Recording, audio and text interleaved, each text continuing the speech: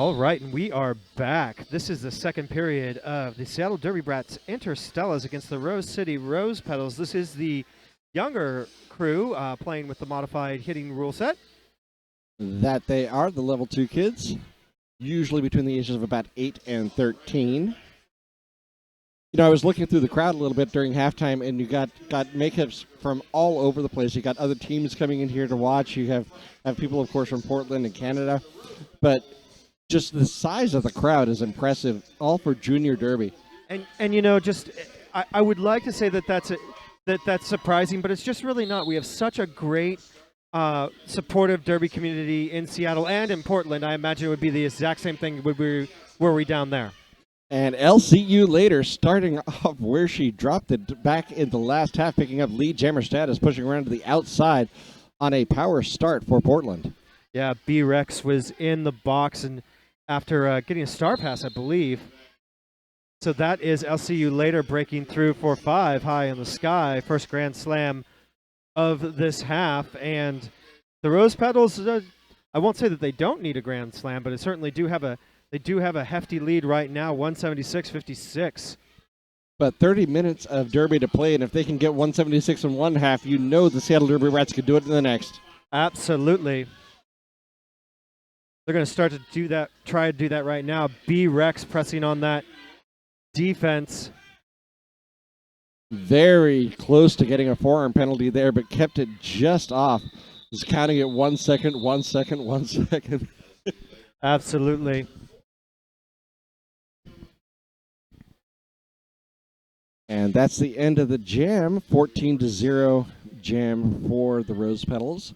One of the things that has plagued the Seattle Derby Brats and Stellas so far is not getting lead jammer. Of course, with the power start, it's really unlikely that you would get lead jammer. So now's really the first opportunity they could start to turn that around, start putting the L's up in the sky. They could, and they gave it to a strange bird who got it last time. And it looks as though they have... Oh, they let her on the track. We had one Seattle Derby Brat coming in, and it looks as though she came in behind the jammer line, but they're letting her stay on the track, but in the penalty box. Strange bird finally breaking through, but Ruby Slippers is on a scoring pass already. Just going to keep it nice and conservative, Portland. Going to pick up that 4, call that jam.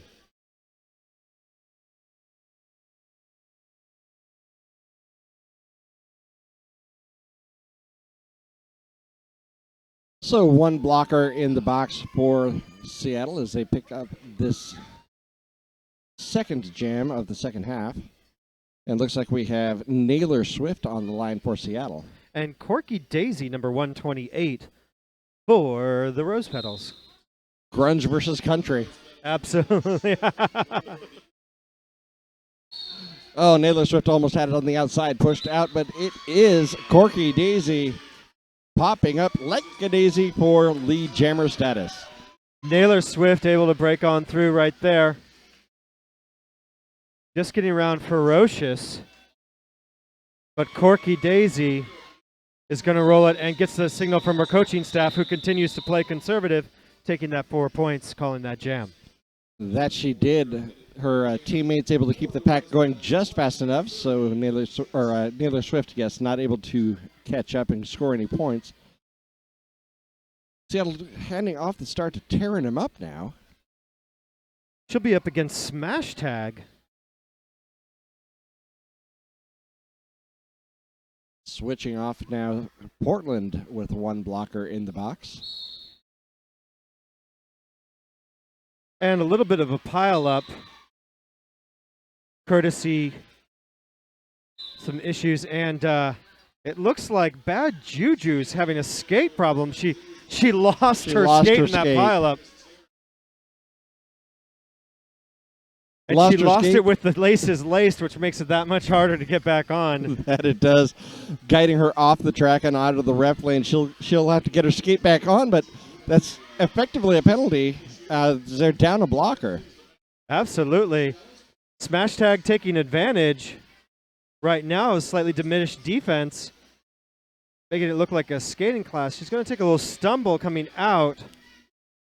B-Rex alertly recycling or forcing her to stay off the track for a little while. Oh, that was very close to a back block there. Tearing them up, coming out from outside the track from the penalty box. Now starting to engage the pack again, but meanwhile, Smash Tag's already put up 14, heading for more, and makes it look easy on that inside line that the Portland just seems to have owned. If it was Monopoly, they would have bought inside line avenue. Tearing him up. Passed off the start to Kayarate.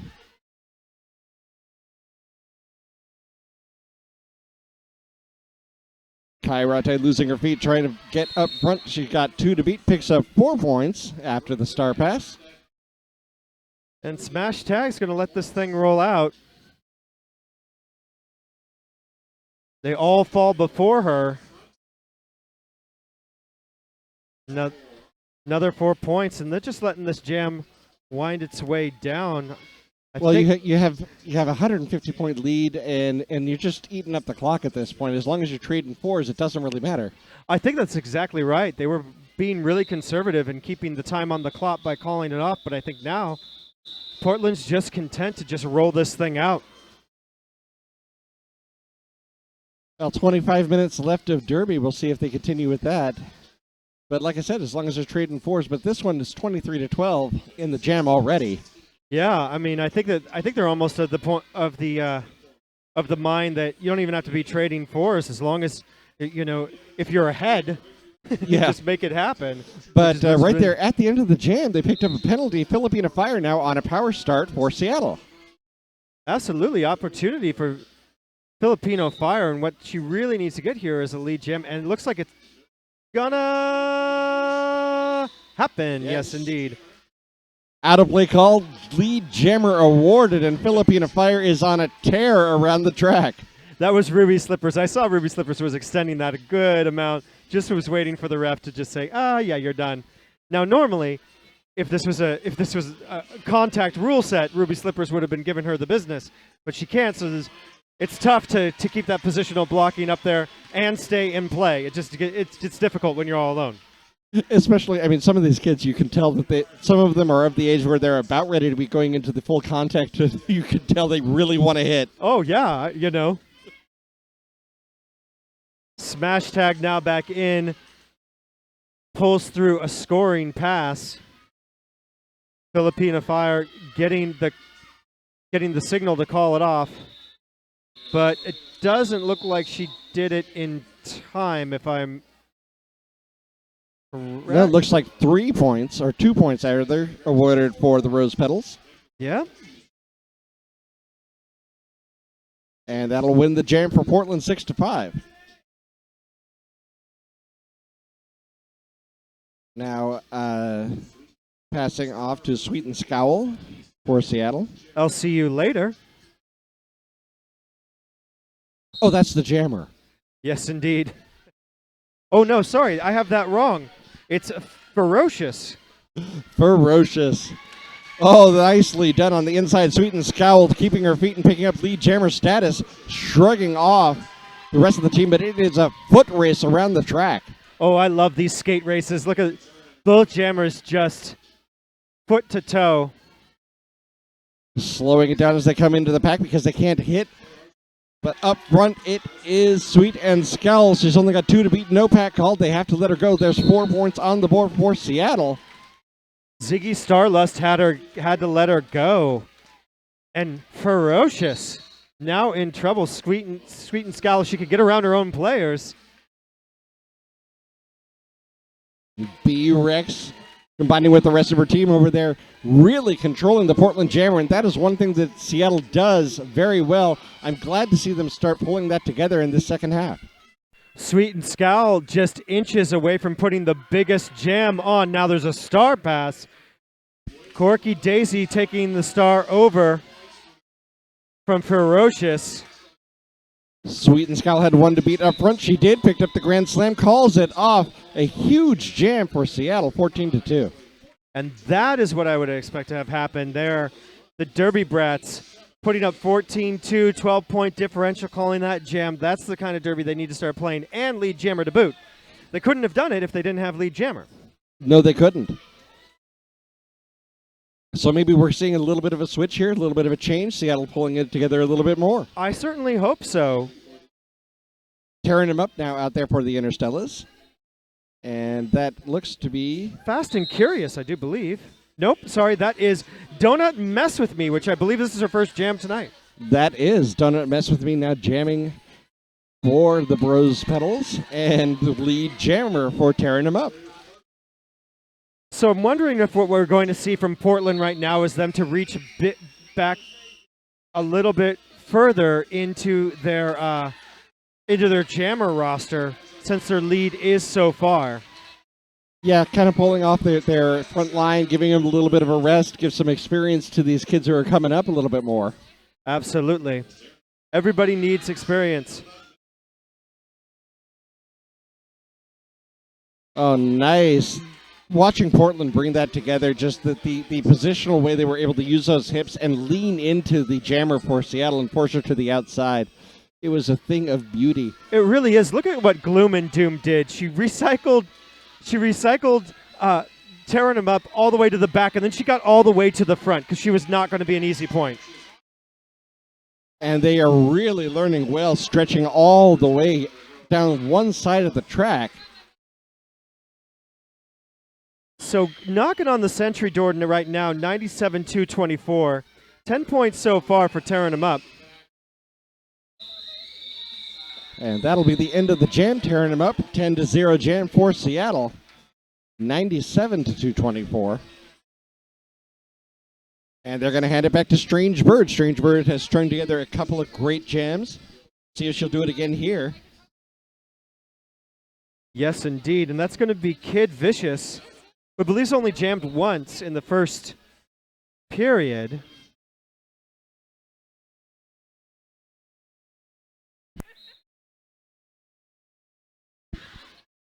Again, we have 5-on-5 in the track. That's the way that we like to see Derby. Strange Bird sees an opportunity. She's going to pick up that lead jammer. Kid Vicious going to have a little bit of trouble. She's stuck behind. Strange Bird really creating that opportunity.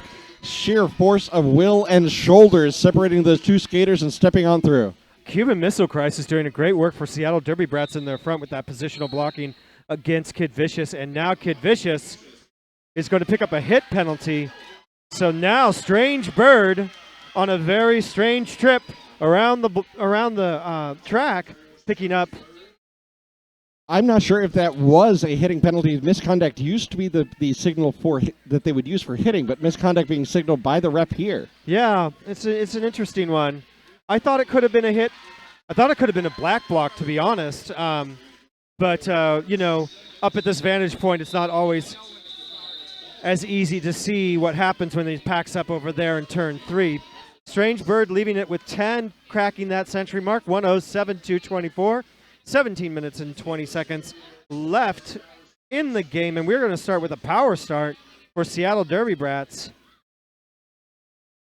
And they're going to give that to Naylor Swift. Awesome. Naylor Swift with an advantage in the pack for people on the track to 3 for Portland. And they are really mixing it up. You can tell they're screening right from the start. Yeah, they have got and it worked. Oh, so close. Naylor Swift almost made it happen. Look at, again, Portland. Recycle all the way. Naylor Swift on the inside. She taking a page out of Portland's book right there. Oh, high block. High block called on Naylor Swift. Little bit of contact to the head of one of her opponents as she is making her way through. Now Kid Vicious back on the track, and how quickly fortunes can turn. I know. I didn't see the high block myself. I'm not disputing it by any means, but it was just super unfortunate. Naylor Swift just saw that opportunity and just really was on her way to making that thing happen. And, you know, like you say, fortune can turn just very, very quickly and on the edge of a penalty. That again. Kid Vicious now with lead jammer status. Push to the inside. Seattle Derby Rats really locking it down now. Portland had a little bit of trouble with penalties. Now they're getting some skaters back on the track, able to mix it up a little bit more. Kid Vicious having some trouble up front. The blocker core for Seattle really swarming, waterfalling hit after hit. Although, it's not really hitting, it's just contact and lean, contact and lean. Absolutely, but they killed that penalty enough for Naylor Swift to get back up and put the pressure on. It's going to have to make Kid Vicious call it off. Could have been a really, really tough jam for Seattle Derby Brats, but at the end, just 4 points.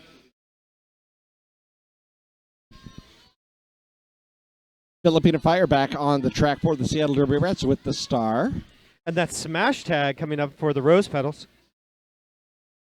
5-on-5 on the track now. And Rose Petals are going to pick the back line. Inner Stellas are going to be a little bit more to the front. Still a scrum start. Filipina Fire tried for the outside, but not able to get it. Portland up front. Smash tag, lead jammer. Portland stringing a few of these together now. Ziggy smash tag breaking on through Filipina Fire. Not too far behind. Just about, I'm going to say about a quarter track at this point. Smash tag navigating her way through. Not getting the call off. I think there's this strategy now of just roll down the clock.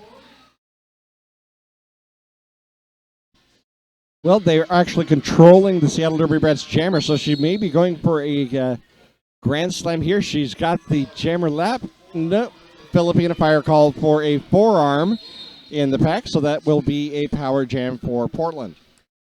So it definitely paid off. Portland keeps this jam rolling, even though there was pressure put on by Filipina Fire. Filipina Fire picking up the penalty. Not what you want to do, because now that means Portland does what they want to do, which is take as many seconds off of this clock as possible. And one of the most effective ways to do that is that passive defense. Jammer will engage, has to do the heavy lifting, and you start eating up that defense with out-of-play penalties. Exactly. Smash tag. Able to push the defense up around, get her close to being out of play. That was eye brawl. Couldn't hold on to her. Makes another pass for another 5 points. Filipina Fire now back on the track, so the power jam over. Smash tag able to pick up, I believe, 15 points. 3 passes on the power jam. Eye brawl falls in front of smash tags. That's going to pick her up a low block penalty. Doesn't matter if you were trying to trip, as long as you fall in front and person hits you with their lower legs, that's going to be a low block on you. Just about every kind of derby I can think of. Yeah. Pretty much. Smash tag calls off the jam. 113-252 now. 25-point jam for the Rose Petals. 13 minutes left in the game. And Strange Bird, the jammer for Seattle.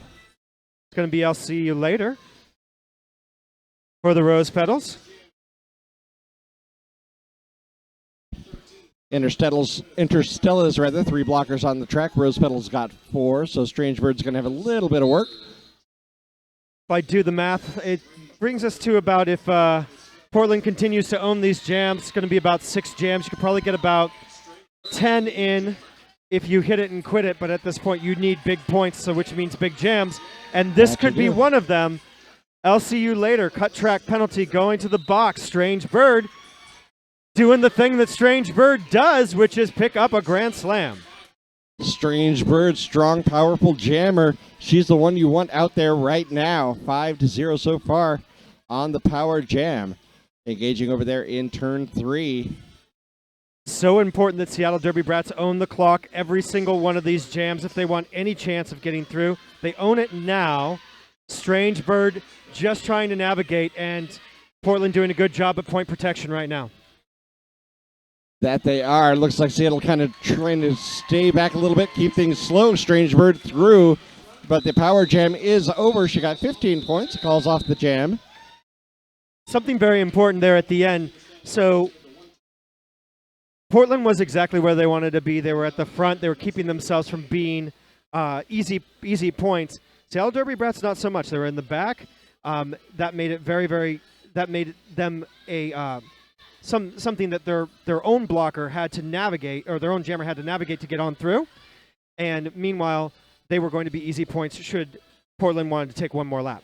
That is true. And, when you're dealing with an offense like this, they're not doing the passive defense. Seattle doesn't like to do that. They'd like to engage. They'd like to get up there in the pack. But in a power jam situation, you don't want to be in the way of your jammer. You've got to get up there start to break up that defensive wall. Speaking of Ruby Slippers, gets a pass on a breakup for a little bit of chaos in that front defensive wall, so that's going to break her on through. And now Portland owning the clock for this jam. Naylor Swift, the jammer for Seattle, working in the back of the pack here, trying to get around, push to the inside. She's recycled once again, has not completed her initial pass yet. Ruby Slippers now on a scoring pass. Another one pushed to the outside. Looks like a penalty will be called. A forearm penalty on Ruby Slippers. So Naylor Swift with an opportunity. Absolutely. Ruby Slippers put 5 up before that. She probably got a couple more points before she headed to the box. We'll see those points after she is released from the box.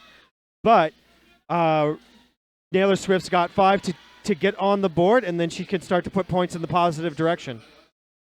Those 5 are going to happen. Yes, that was a cut track. It was a cut track, yeah. Yeah, unfortunately, she stepped out of bounds as she was headed around the inside of the pack. So a penalty for Naylor Swift, and that will be a jammer swap out, or do-si-do, or whatever you want to call it. And it's going to be a pretty long penalty for Naylor Swift because Ruby Slippers was standing, which means that she had less than 10 seconds left on her penalty. Oh, yeah. She entered a little too soon.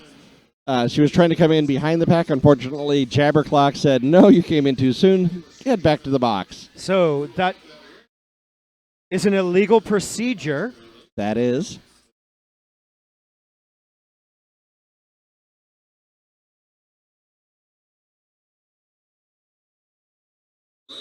So we didn't have a jammer swap out on the second one because she had to serve her full penalty. She didn't get the 30 seconds off that you normally would on a jammer swap out. Yeah, the thing with the jammer penalties, if you are serving a shortened penalty time, you always have to serve it. It does not matter if another jammer comes in. So if you came in and you had to serve 10 seconds instead of 30 seconds or 29 seconds instead of 30 seconds, you will have to serve that no matter what happens on the track. That is, in fact, the case. And it looks like we have, I believe, what's going to be an official review. We have coaches and captains on the track. And I think it's probably, if I'm going to make a guess, it's probably going to be that illegal procedure. If I were a coach, I probably would challenge that too. The pack was over there just after turn 3, not quite to mid track, and she came in over here in turn 4. So I don't know if I would have made that call, but I'm not a ref. Absolutely. So the refs are going to get together. They're going to have a little safari in the middle.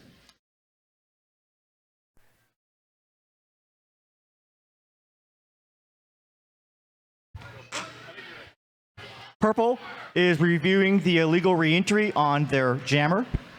So you were right. They are, in fact, challenging that illegal entry. Probably trying to take the penalty off the board because it's already been served. Absolutely. Which is not exactly a bad thing. It slows things down a little bit, gives your players a little bit of a rest, and if you win it, there's one less penalty that your jammer has to worry about. Absolutely.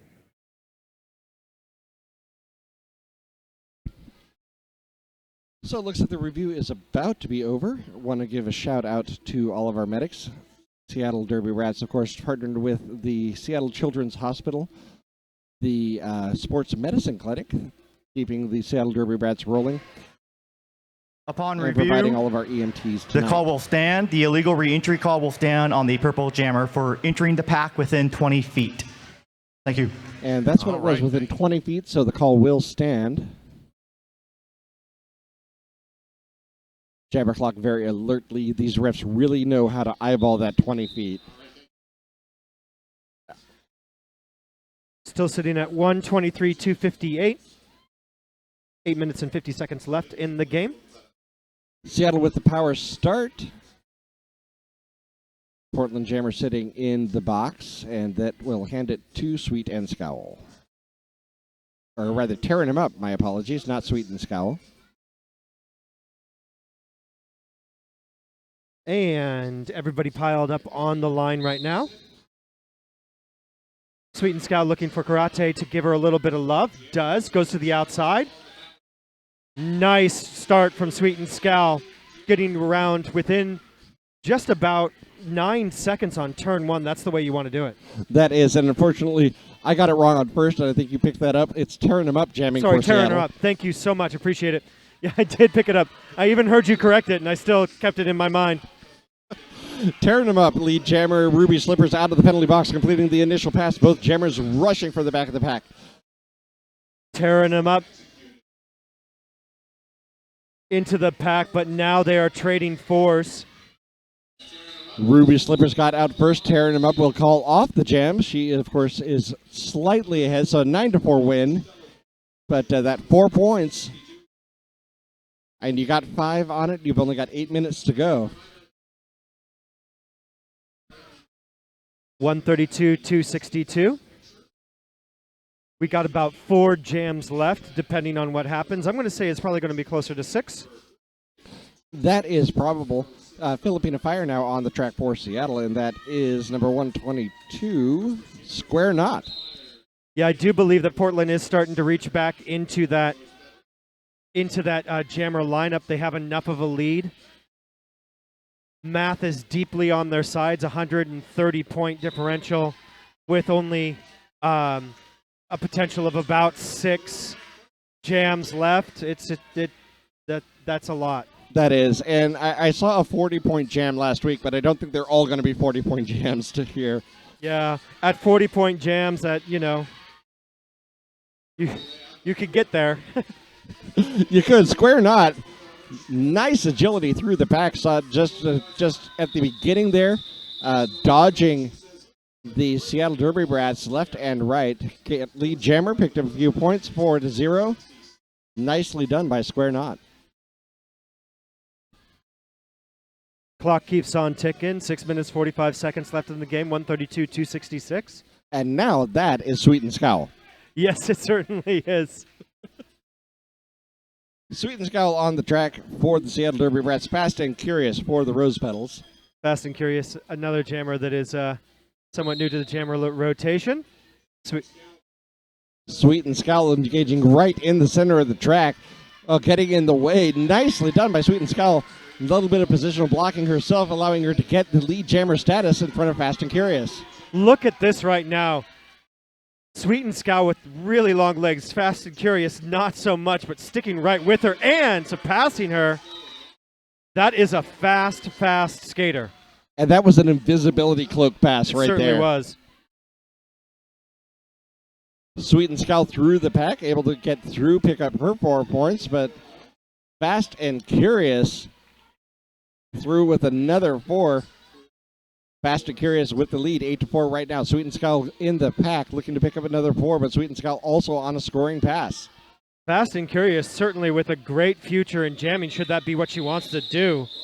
Tons of speed and just really good agility on that skater. Fast and Curious finally calls off the jam, so 9-4 win for the Rose Petals there. Probably should have called it off about a lap earlier. Absolutely. About 5 minutes left here.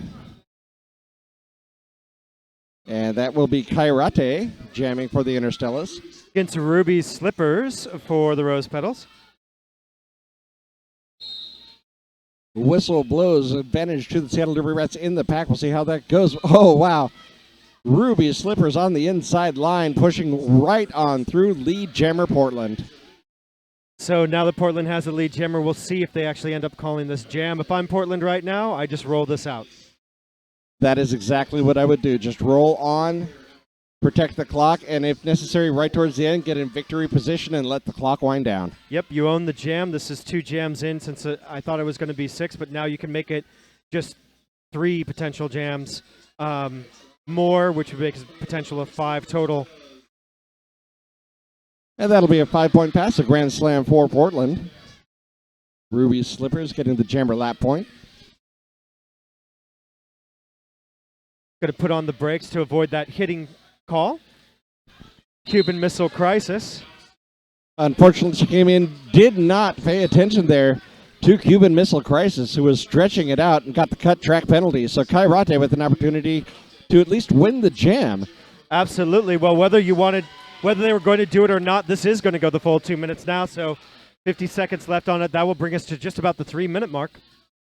9-9 so far in the jam. Kairate with a 5-point pass. Getting a nice screen from her friends there in the pack. Unfortunately, a back block penalty call, so that will thin things out for Seattle. Kairate up in front, 5-point pass. Kairate now exceeding by that 5 points, the differential 14-9. And brings Seattle to 150 points. Ruby Slippers re-engaging. Her penalty is served. Power Jam is over. Kairate picking up another 4 points, so they're trading 4s. Ruby Slippers trying to bring the points back to her side. She does it. See if she does it. Not quite. Going to end up with 18-14, I believe. 18-14. Ruby Slippers picking up 1 point as the whistle was blowing. Nice effort on her part. And now it looks like we're going to have Strange Bird on the line again for Seattle. And a very dancy Ziggy Scarlust. With a name like Ziggy Scarlust, you got to be dancing. You got to dance. Ziggy Scarless engaging on the outside. Strange Bird on the inside. Pushed up to the inside there by Smash Tag. Smash Tag.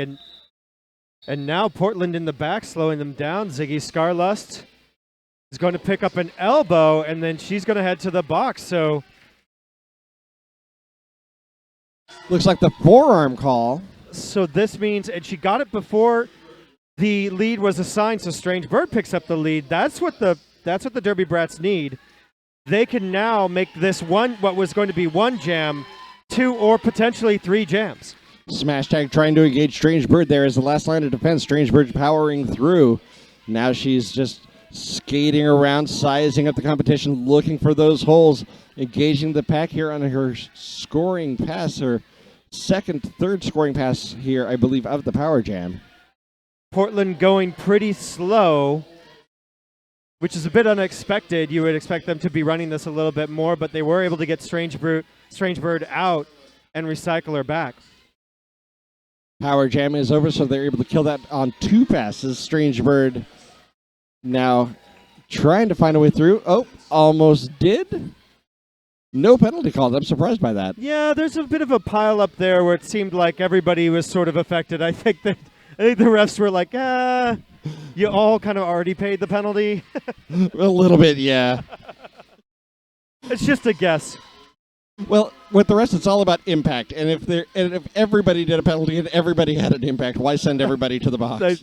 That's kind of how I felt about that. Yeah, you're exactly right. We're down to about 40 seconds left here in the game. The game clock at 40 seconds right that second when I said it. That one I'm a little bit more surprised that there wasn't an impact call, but we are just ticking down these last few seconds. Jam clock runs out. 5 more points up on the board for the Rose Petals. And that ends up being for a second there was a tie jam at 26-23. It's a lot of points in that jam. Absolutely. Puts us at 162-298. And will we get this jam off? I don't think so. I think no. I'm going to say no. No, there is an official timeout. Oh. That's because the lineup clock was really, really strange for a long time. It was. The period clock and the lineup clock did not match up. The period clock was winding down. It is now sitting at 0. Yeah. You know,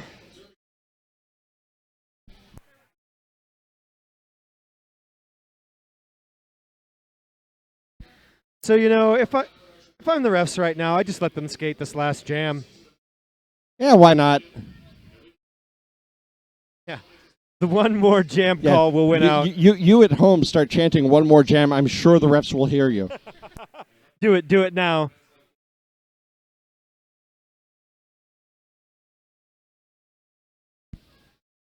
The refs are huddled. The Rose Petals are huddled. The Seattle Derby Brats are huddled. The photographer is huddled. It's a huddle fest.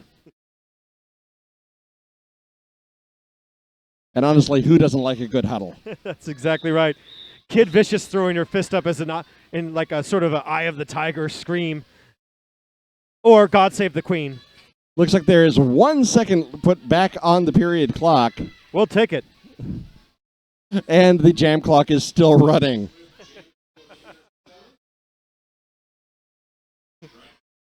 You get a jam, and you get a jam, and you get a jam. Everybody gets a jam. Look under your couches, your chairs, whatever you're sitting on, you get a jam. But lead jammer is given to the Rosebuds. I think that's Dragon Slayer. Yeah, it is. It is Dragon Slayer. Dragon Slayer, first time with the star tonight. Naylor Swift jamming for the Seattle Derby Brats. Oh, she's going to run right into Cuban Missile Crisis and just gets up like unfazed. Nicely done. Dragon Slayer recycled. Waiting. She'll get back on the track. Working up front is Naylor Swift jamming for Seattle. Harmony Hazard causing some issues out there. So much that she is going to have to go to the box. But Portland is unfazed, and they're just letting this thing roll out. Dragon Slayer picking up 4 points. Naylor Swift, she's through on her initial pass. That's why Dragon Slayer decided, I'll get 4 more. Both teams cheering for each other. And it looks like the bench is trying to tell Dragon Slayer to call it, but Dragon Slayer is not done slaying dragons. No. Right now, that dragon, I believe, is the name of Cuban Missile Crisis. And she decides to call off the jam. So that is the end of the game. Your unofficial final 302-164. Or rather, 305-164. Things may change, but I think that one thing will be clear is that at the end of this, the Rose City Rose Petals will remain victorious. Unless there is a 200-point error in the last jam. Unless math works differently here, I'm going to call this for Portland. Portland is the victor of the game, but I have to say that the real victor here is Junior Roller Derby. That Absolutely. was a great display by both teams. Absolutely. Great fight by both teams. So much fun. So much good sportsmanship on the track. We always love to see that. And 0 injuries, which is something that I and everybody loves to see. So yes. Not even like a twisted ankle. Like the biggest thing that happened is somebody's skate came off. Yes. Didn't have to see our EMTs come out once, so that is definitely what I love to see. Right now, victory lap by the Rose Petals. And coming up here in just a few minutes, we're going to have NWO Honey Badgers out of Canada skating against the Ultraviolets from Seattle Derby Brats. Ultraviolets, the level 3 team for Seattle Derby Brats. Of course, feeding into the Galaxy Girls program. And that is going to be fun. It's time to bring on the hits in just about 15 minutes, I would imagine.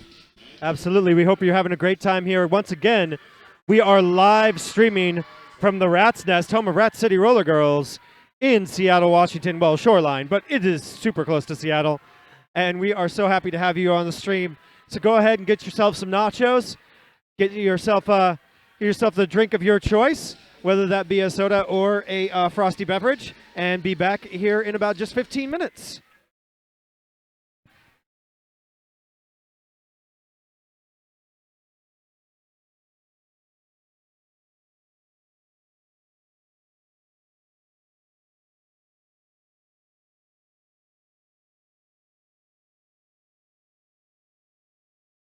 Oh my God, it's a huge gift basket.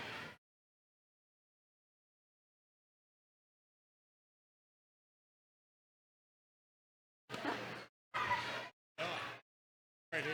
So you don't have to go anywhere. I'm just standing. Go to the guy with the microphone.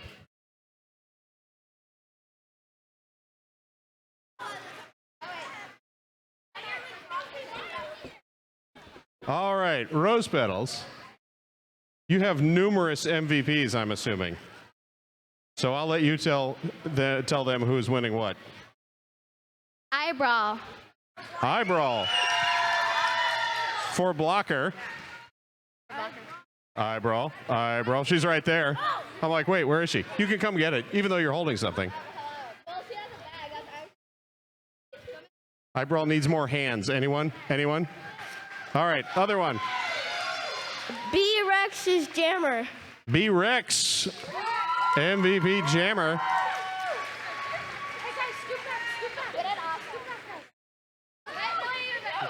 Don't forget your plaque.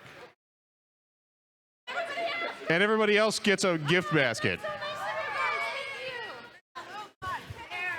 All right, now we gotta split this up and go the other way. All right. From the Rose Petals, who are your MVPs? The jammer for the MVP is Ruby Slippers. I think this is it. The blocker is Kid Vicious. All right, Kid Vicious and Ruby. And now the photographer types, like Diz, will get you arranged for a photograph. So don't go anywhere. You got to get a picture.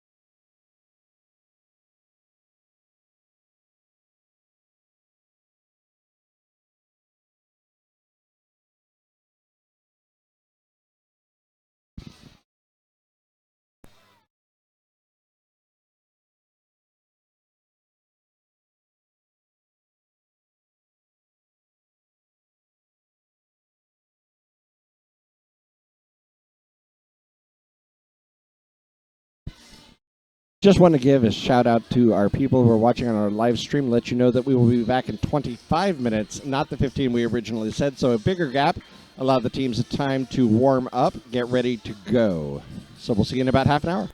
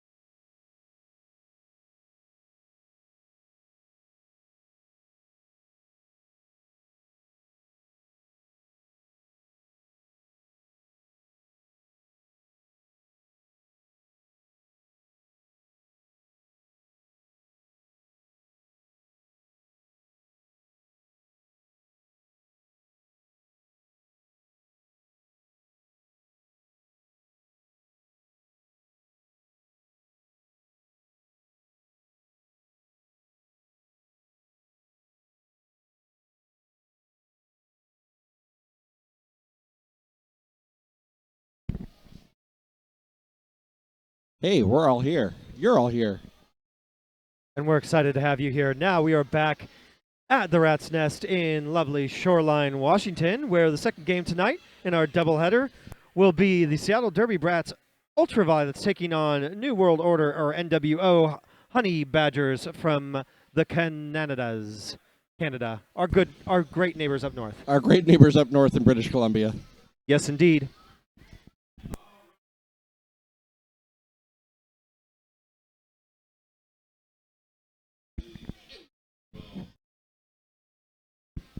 Little out of breath, had pizza and climbed stairs.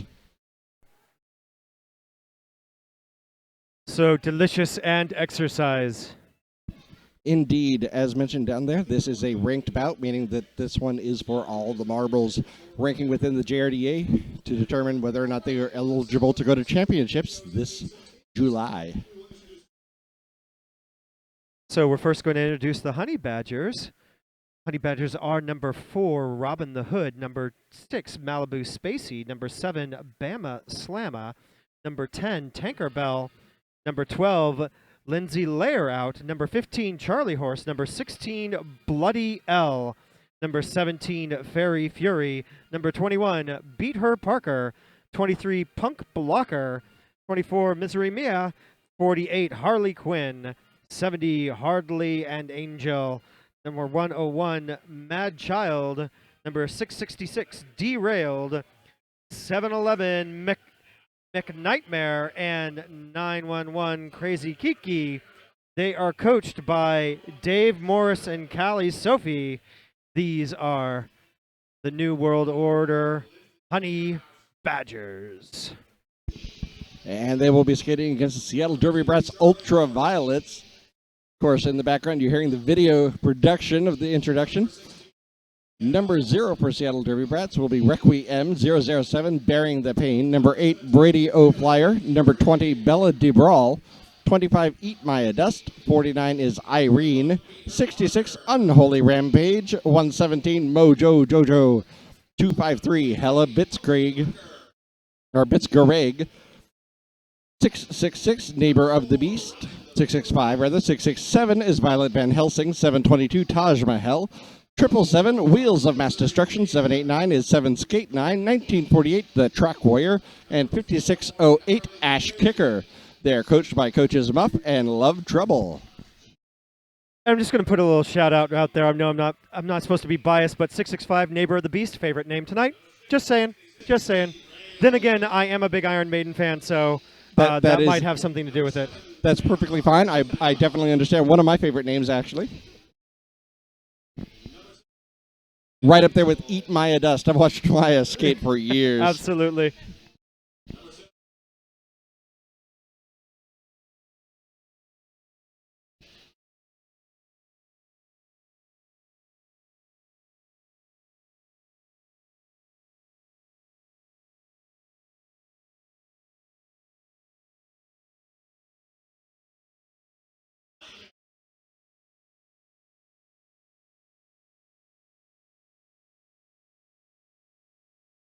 So in case you tuned into the first game, we are now on non-modified rules. These are the same rule set that the WFTDA adults play with. That is correct. Very, very slight modifications. It's all in the addendum, but it's pretty much whipped into rules at this level. Exactly. We're introducing the SDB Ultraviolets right now. So you will see a lot less positional blocking and more hitting, obviously. That's true. You won't see the hitting penalty called. There will be penalties when hits happen, but they won't be for hitting.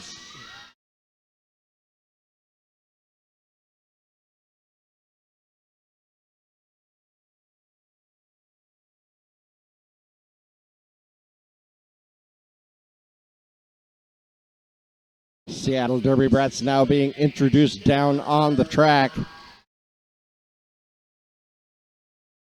You know, as I mentioned, I've watched several of these skaters skating for years and years, coming up through the Tootsie Rollers like we saw skating just earlier, now skating on the inner Stellas. Some of them will move up into the Galaxy Girls, and as you mentioned, as part of the Rat City family, moving on to Rat City as well.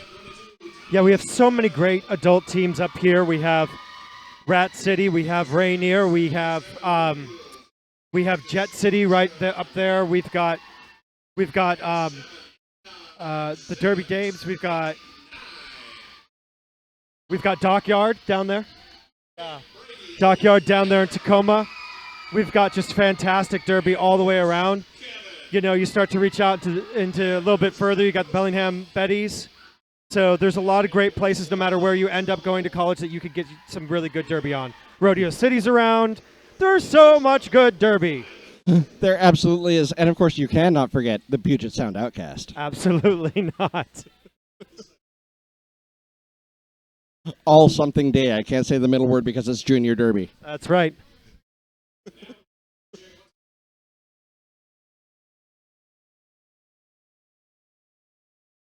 And Tilted Thunder. I actually saw some skaters from up here skating down south. RDCL put on a big trick event. Yeah. And GRDA sent some all-stars, including some Northwest skaters. Yeah, Tilted Thunder is now making their home at the Monroe Fairgrounds up there north. And that's got to be a pretty cool venue for them. It's a little bit of a stretch, but I know they were looking for a place, like a permanent place where they can keep their track and have that be there, and seems to be working out pretty well. That it does. And, you know, it's just a testament to how much growth there is in roller derby and how much awesome these kids have to look forward to.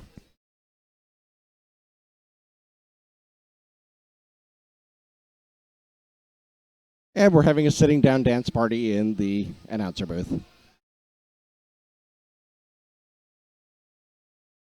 Folks dancing to Gone Daddy Gone, just to prove that all the good music has already happened. No offense to anybody out there with a band. I'm sorry, you've got some catching up to do. You can make an album as good as Violent Femmes. I will be so happy to listen to it.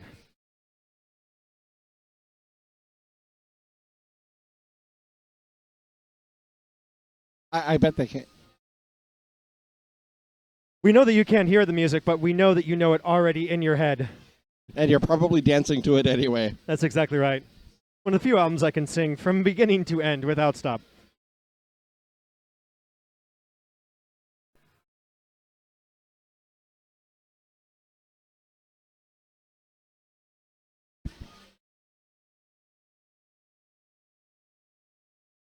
So we have skaters coming to the track, slowly but surely. And it looks like we have one more with an equipment problem. So send a different blocker, whistle blows. It's time to start some roller derby. Oh, now we got 5-on-5 on the track. Looks like we're going to start with Bella DeBrawl and Mick Nightmare. Bella DeBraw for Seattle, Mick Nightmare for Rose City. Or not Rose City, sorry, that was the last game. This is NWO. My apologies. That's why they pay me so much monies. Daddy-O gets all the monies.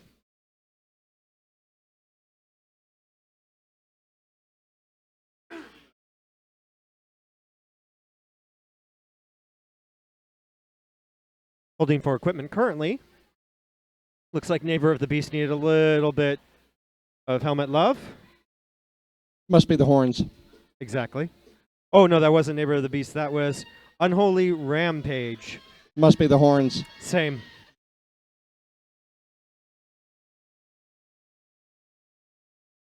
Okay, now we have all the refs on the track, everybody in position, hand in the air, and there's the whistle. This game is on. Bella DeBrawl engaging the back of the pack. NWO. No, and a back block called very quickly. Mick Nightmare off the track and heading for the penalty box. Yeah, that was, that's a pretty tight back block call. I'm not sure that I saw so much of impact as the ref did, but we'll count on it. They're playing it really, really close and really, really strict right now. So if that's the way that the rest of the penalties go, it's going to be a very interesting game. Well, this is a sanctioned game. Refs have to call a little bit tighter. Yep. Belle DeBrawl breaking on through for 5 points. Start this off, crack that egg with the Seattle Derby Brats. Almost getting a little bit of help from her friend, but the pick didn't quite stick, so she's going to have to do the heavy lifting herself. Power Jam is over already, so a penalty kill. Reasonably well done for NWO. Only gave up 10 points. Crazy Kiki 911 headed to the box. That means one blocker down on a Power Jam. Belle de Brawl taking full advantage. 10 points. That's going to make it 15. 15 points. Seattle Derby Brats really pouring on the defense. Nicely done by Mick Nightmare, shrugging off a hip check, able to keep her feet and stay in bounds. Charlie Horse doing a good job recycling Belle de Brawl. Allowed a little bit of mix-up for McNightmare to get around, but it is going to be called 15-0 to start this game. Nice little 15-0 run by Seattle. Now they're going to give Irene the star. And that's going to be number 101, Mad Child.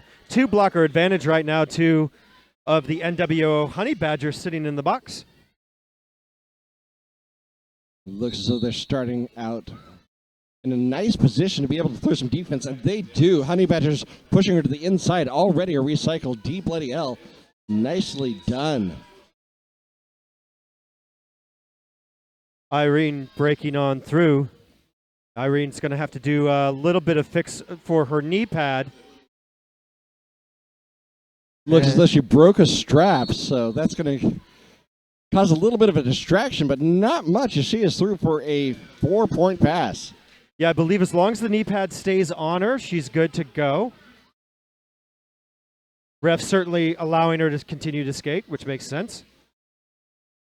Mad Child breaks on through. That was her initial pass. Initial pass complete, but that is a scoring pass now for Irene. Second scoring pass. And she will call it off. Got the lead on the jam 8-4, but allowed that 4 points at the end. She probably should have called that one off. Absolutely. NWO Honey Badgers putting the first score on the board during this game.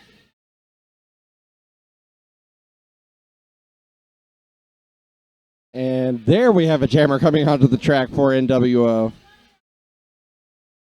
7 Skate 9 will be jamming for Seattle. Against Charlie Horse for the NWO Honey Badgers, Canada.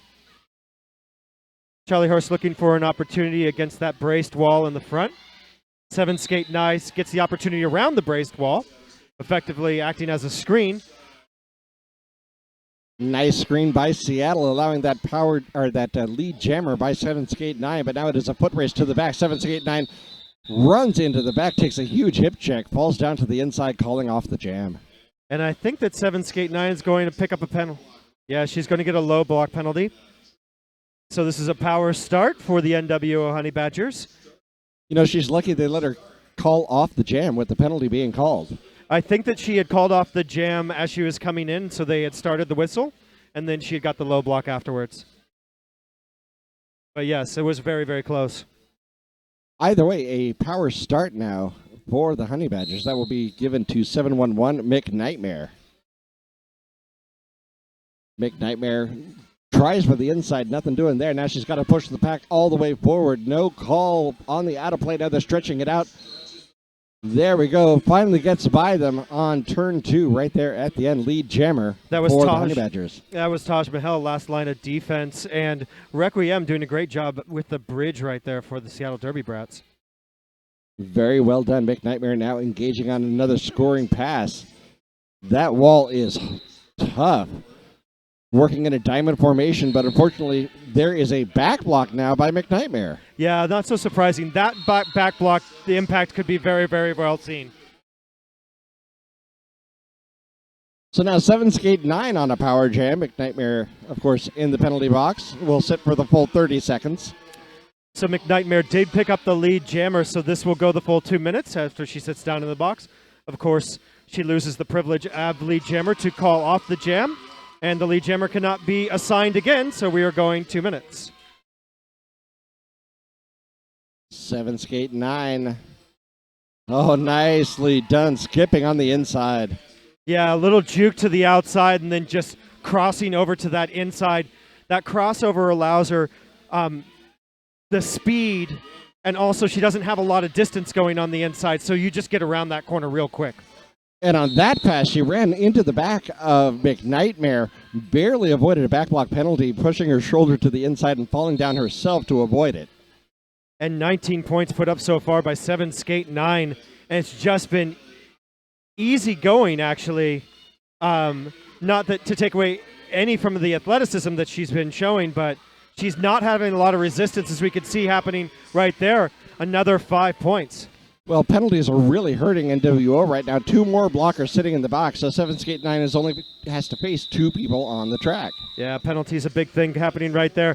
5 points put up by the NWO Honey Badgers, but it's going to bring them 7 points. Still a 20-point differential headed towards the Ultraviolets, 51-12 with 23 minutes and about 15 seconds left in this first period. And now Bella DeBrawl will be jamming for the Seattle Derby Brats. Mad Child's going to take another hack at it for the NWO Honey Badgers. Once again, a 2-4 advantage for Seattle. Bella DeBrawl tries to do that inside out. Nothing doing, but she's able to take one of the blockers to the inside by herself and only had one more to face. Mad Child pushed to the inside, then gets locked up. I think she's going to pick up a cut. Yes, she is going to pick up a cut track. Smart enough not to go past the line of no return, so now power jam for Bella DeBrawl. Bella DeBrawl on a power jam already has 5 points, picking up the jammer lap point just as the jammer was heading to the penalty box. Now on another scoring pass, fighting to the inside.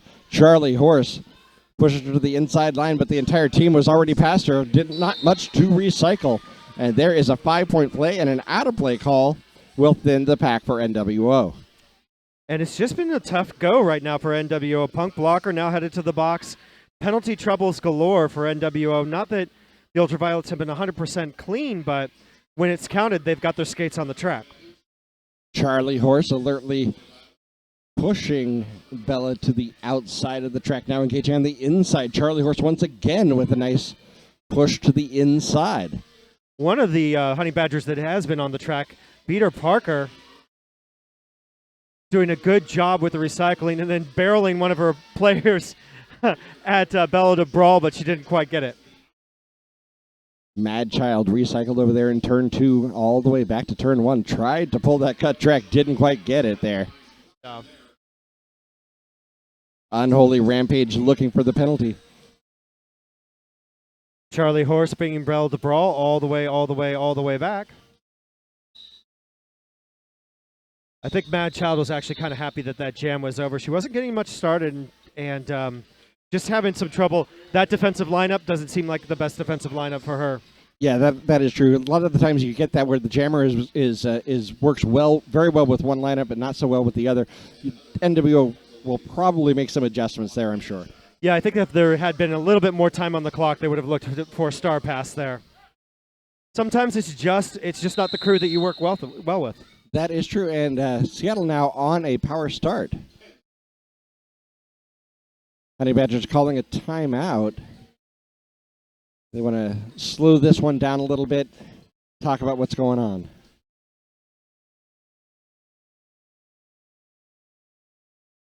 So while we're on this timeout, I want to mention our friends at the Comic-Con. Emerald City Comic-Con is taking place in downtown Seattle, Thursday, April 7th to Sunday, April 10th. Don't miss your opportunity to go to the premier comic book and pop culture convention in the Northwest. Buy your tickets today at emeraldcitycomiccon.com. And so what I think of this, if I'm the coach right now for NWO Honey Badgers, what I'm going to be talking about is penalties. And which is, apropos being as the jammer is sitting in the box right now. But definitely blockers and jammers have been making some frequent trips to those folding chairs, and that is something that this early in the game, with as many penalties as they seem to be putting up, can be very, very, very detrimental, not only by keeping your skaters off the track and making the momentum go towards the other team, but as you get towards the end, you start to get ejections of some of your key players, and I'm imagining that they're putting their starters on the start. Yeah, absolutely. Probably also slowing things down a little bit, talking about, playing a little more calmly. They're clearly very nervous here at the beginning of the game. Just a bit loose for certain. So now the timeout is over. We are back underway. That is Ash Kicker on the track with the star. That's the first time Ash Kicker's been a jammer tonight. See how she's doing. 56.08 for the Ultraviolets. Does a nice job staying on her skates. It uses, it was great. The Honey Badgers had looked at what was happening there on turn 2, and I think they all just wrote it off as like she's going to put a skate out, and then she's going to have to recycle herself back. But she put that skate right back in, and they said, "Nobody's looking. I'm going to go right through the middle." And that is the way you do. 5-point pass now for Ash Kicker. Power Gem is over. Mad Child back on the track, immediately recycled to the inside. Alertly jumping in behind the defense of Seattle Derby Brats. Fairy Fury sent to the penalty box on a back block penalty. So once again, blockers getting penalties. Absolutely. If I'm Mad Child right now, I'm just trying to play as clean as possible. She's been through 2 jams, 2 penalties that have cycled her between jams. You know, it's got to be tiring being out there. And so she's also got to be watching, making sure that she doesn't pick up that 3rd penalty just 10 minutes into the game. You only get 7. 5 more points on the board for Ash Kicker. Grand slam for Seattle Derby Brats. And right now, Mad Child really trying to find something to work against the Seattle defense. But that's about as locked up as you can get it. There we go. Finally on the outside. One more to beat up front. A little bit of a hip bump, and she is through for that initial pass. Mad Child. Neighbor of the Beast headed to the box for the Seattle Derby Brats. So we're going to start with a 1 blocker advantage for the Honey Badgers. Mad Child gets to take a rest. And a 24-0 run on that jam. 93-12 with just about 10 minutes knocked off. That means for each minute, the Seattle Derby Brats have basically put 10 points on the board, which that is impressive. is very impressive. And that will be bearing the pain now on the track for Seattle Derby Brats. Oh, and a first lead jammer for Peter Parker. Peter Parker almost taking down a ref on the way through. She definitely does not care. Violet Van Helsing is directing traffic, shoving 7 Skate 9 into Peter Parker. Yeah, Peter Parker now being pushed out. Seattle Derby Brats trying to get their defense on. Yeah. Could just see that Violet Van Helsing was just out of place so Peter Parker could come in front of her. And Peter Parker getting 1 point on that jam for the Honey Badgers.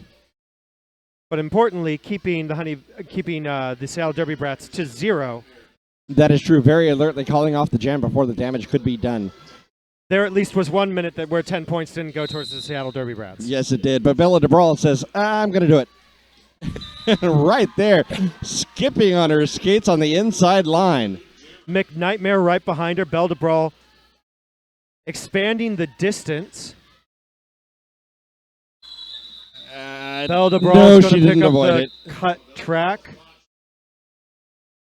That seems like, so definitely was calling off the jam. It was a little bit hard to tell whether those whistles were coming in to call the cut track or call off the jam. I think it's going to be like it was in the beginning where they started the whistle to call off the jam, and then they also whistled her down for that penalty. So the jam did not continue. She will be in the penalty box for the power start here now for the Honey Badgers, so they will hand that over to number 16, Bloody L. It's a double-edged sword. You can get points up to the 4th whistle, but you can also get penalties. Yes, you can. Bloody L now engaging on the pack, pushing them forward, up into turn 1, looking for the separation. SDV tried to bridge it, not there. Out of play call. They have to let her go. Absolutely. Requiem just going to hold on to it with her partners. Looking like they're doing this tri-brace, trying to keep their hands apart so they don't pick up that multiplayer block penalty. It was working really well for them, but it looks like Bloody L's got the number on this, and so she's defeating that defense. They might want to try something different. Bella DeBrawl back on the track, pushed to the inside rather immediately. Charlie Horace working there with Crazy Kiki. Bloody L. So what Bloody L did is that she basically the error that she made right there is that she had cut the track and she knew she cut the track and she was going to go back out and recycle herself. But you have to do that on your knees. Yes, you you do. cannot get back on your skates. If you do, even if your intention is to go back out and be a good player and go back around, you will get called. And so she sort of looked at the ref like, really? And the ref's like, yeah, that's the rule. I'm going to call it. This is a sanctioned game. You've got to call these. You got to call them. Absolutely. Someday that rule may change a little bit, make it a little easier for the jammers to get out, but not yet. Nope, absolutely not. As it is right now, you have to stay down, get yourself out without actually putting your wheels on the track. Bloody L coming around on a scoring bass. Bella DeBrawl engaging in the front of the pack. Kind of took herself down there. Not quite sure what happened. Yep, they've got that swarmed defense.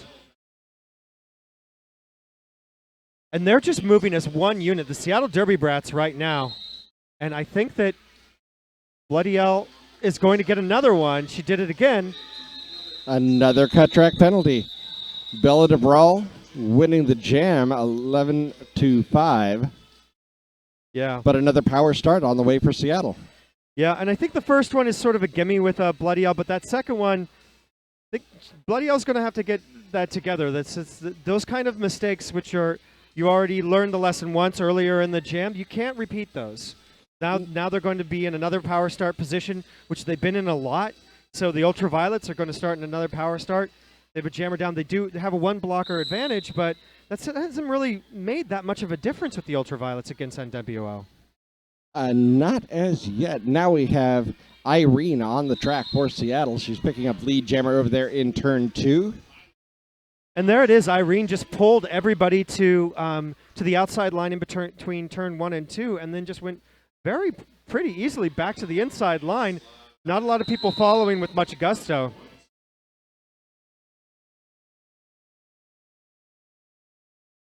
Right now, NWO working on a 4-2 blocker advantage, setting up a couple of duos trying to stop her.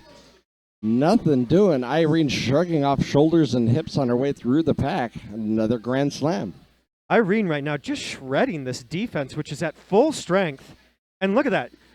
Look at what Seattle Derby Brats with just 2 blockers came in, broke up those two sets of 2 blockers each, and just made it super simple. And Irene, the timing was absolutely perfect. I'd like to call that the glitter play because you got 2 blockers in there. They're glitter. They're distractions. Exactly. And we all know how Derby people feel about glitter. If David Bowie loved it, we all should love it.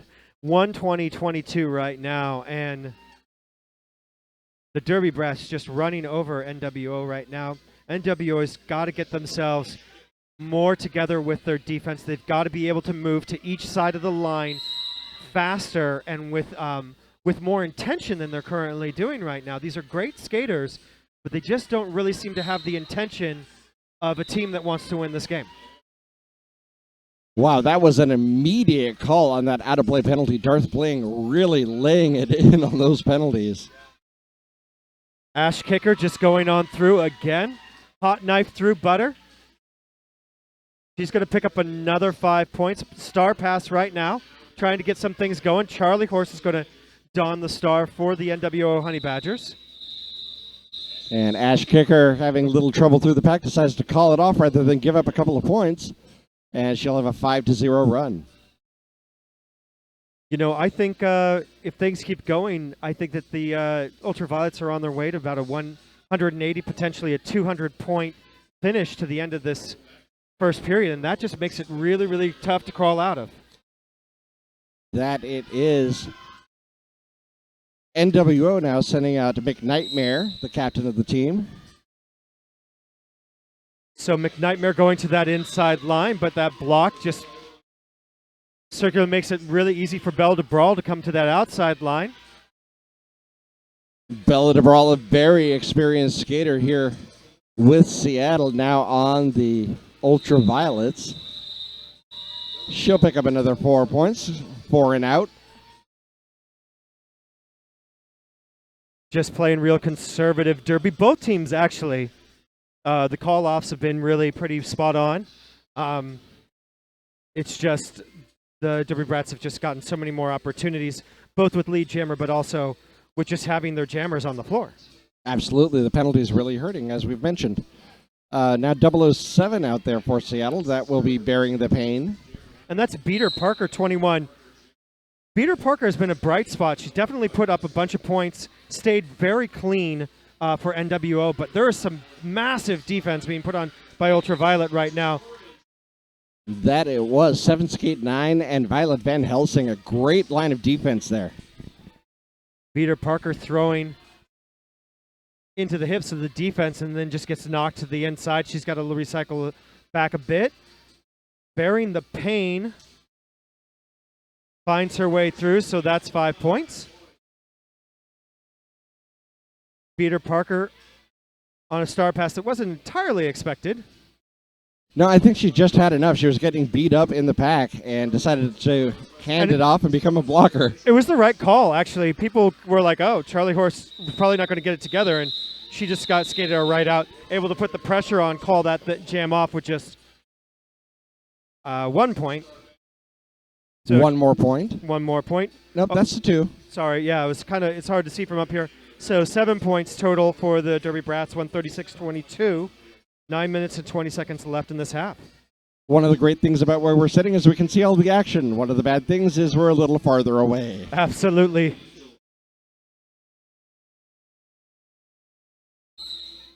Seattle Derby Brats sending out Ash Kicker. She takes a little bit of a run up on the pack, looking to the inside, push to the inside, almost takes out a ref. And that's Hardly and Angel. Hardly an Angel push to the inside as well. Now not Violet Van Helsing, pushed her across the apex, and she didn't even feel the rope. Yep. Hardly an Angel picking up that cut track. It's been a devastating call for the NWO Honey Badgers. Ooh. That was an interesting try there by the Honey Badgers. Yeah, blocking in the wrong direction. That's going to be given to McNightmare. Turned around and just skated right into her.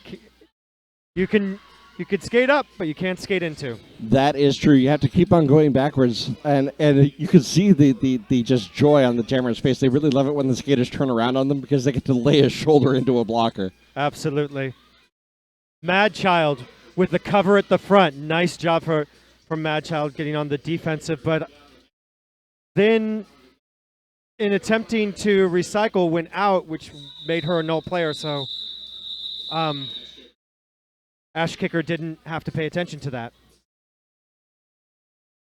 So another 15-0 run by the Seattle Derby Rats, 151-22, just over 7.5 minutes, so probably about 5 jams or so.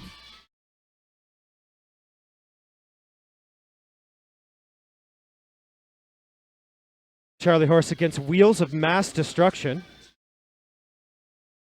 Captain for the Ultraviolets, Wheels is. Charlie tried for the outside, got the door closed on her. Wheels of Mass Destruction to the inside. She'll pick up lead jammer. 7 Skate Knight and able to get Charlie Horse up at the front. Now Charlie Horse navigating around her as the last line of defense. Wheels of Mass Destruction is going to play it safe. Hits that 4, quits it. Wheels of Mass Destruction jumping the outside line of the apex. Sometimes you wonder how they do it, but youth, youth. I couldn't do it when I was that young. No, not at all. Spent every weekend in the roller rinks and still couldn't do things like that. But we didn't have roller derby for my age then. Yeah, there's that. And looks like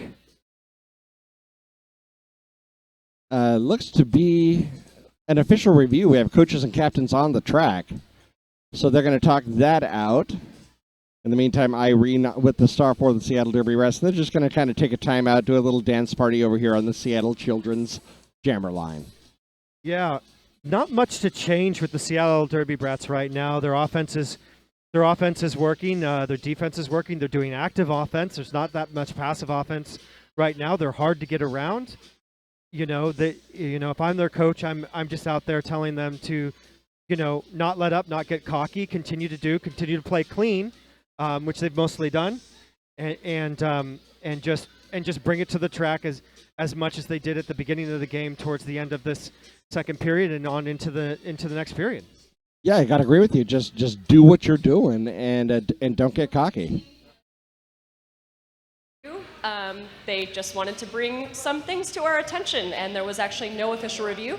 Therefore, the white team will lose their official review for the half. Thanks. So using the official review as a timeout, so you get a little more than a minute in that case. Yeah, so that's the new thing with the official review is that you used to have to kind of make up an excuse as to why you're in official review, and now they just sort of realize that was silly, and you could just go out there and they're like an official review, and you're definitely going to lose it, but you don't have to have a reason. Well, your reason could be, so what did you think of that pizza? Is it delicious? Mick Nightmare on the track for NWO Irene for Seattle. I think in that the answer is in the question. Probably. Was it pizza? That's right.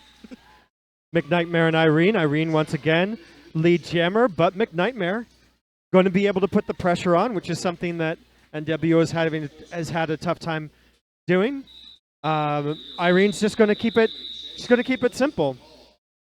Didn't even go for the points. She knew she was her opponent was not far behind and decided to call it off just as she was hitting the pack. Well, yeah, and her team had lined up in the back. She had a bunch of her teammates in the back. They were easy points. If her team had been in the front, she might have made a different decision, but I think that was exactly a solid decision to make. It's like, yeah, you know what? Why chance it? And she got the 4, so that's good enough. Exactly. So Bella DeBrawl against Charlie Horse. Charlie Horse engaging STB up front in tripod position, and Bella bursting right through NWO's defense. Yeah, Fairy Fury just couldn't quite get a hold of her quick enough. Belle DeBrawl makes it out before turn 1. She's going to slide in after turn 2 and pick up 5 points. Bella doing a great job keeping her hips right over her feet, no matter what the top of her body is doing as she's going through that pack. Keeping her stable, firm on that track. Nice to see. Absolutely. 4 more points for Belle DeBrawl. Bricks are at 8, 167-22. 5 minutes left in this period. And now we're going to see Requiem and jamming for Seattle Derby Rats. And That's the first time I've seen her tonight. Yeah, I think it's been at least 10 minutes since I've seen a score for NWO. They're just trying to work on keeping the jams down to 4 points, 6 points, and getting the pressure on, which is good. But here's an opportunity where they can actually put some points on the board. Mick Nightmare, she's been in a bright spot, as you mentioned before, as a jammer. She's coming through. Looks like 1 blocker down now for Seattle Derby Rats, so that'll make it a little bit easier for her. But 7 skate 9. And Mick Nightmare just tiptoeing past the blockers, though she's going to have to be recycled back when Wheels of Mass Destruction. Requiem not having an easy time getting through, so it is an opportunity for McNightmare.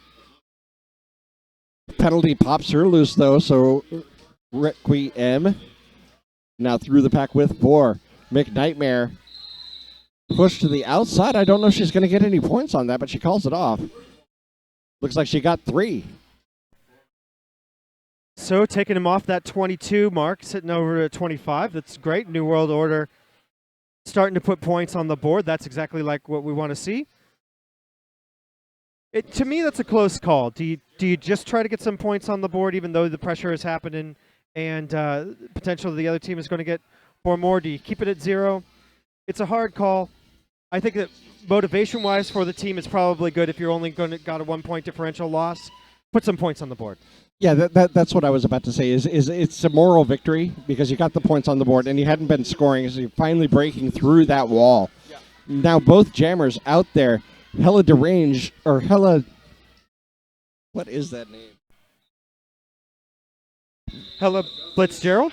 Hella Bitzgerald. Yeah. That is the name. Hella Bitzgerald is the jammer.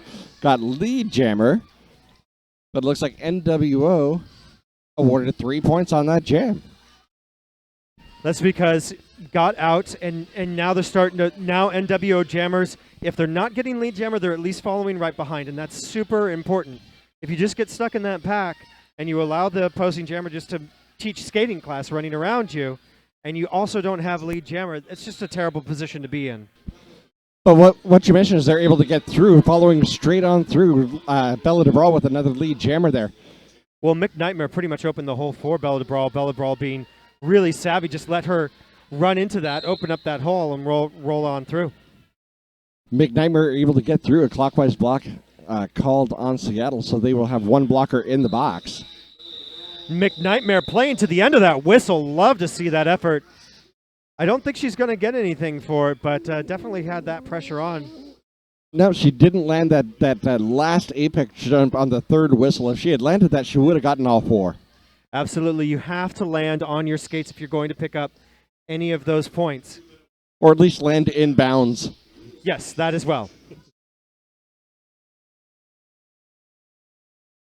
So, Wheels of Mass Destruction now on the track for Seattle. Charlie Horse for NWO. Charlie Horse engaging up front, skips to the inside. Oh, nicely done, staying on her skates, pivoting around the inside of those hips. Lead jammer, NWO. Charlie Horse, exactly where she wants to be as lead jammer. Derby Brats speeding it up a little bit, not being easy points. Charlie Horse, beautifully Beautifully done. That's the way that you do it. She did it getting lead jammer. She got it to picking up those last 4 points. Nicely done, Charlie Horse. Perfect job. That's exactly how you get your hits around those opponents. Taj Mahal now for the Ultraviolets, and that is 911 Crazy Kiki for NWO. And you can't hear it, but this music is rocking. Absolutely, Crazy Kiki. Would love to end this half with points on the board for her team. Taj Mahal. Crazy Kiki now working to the outside. Taj Mahal getting a little bit of separation if she can. Oh, tries for the inside now in the center of that tripod, but pushed to the center of the track. She'll have to recycle. And what a change in this NWO Honey Badger defense happening right now.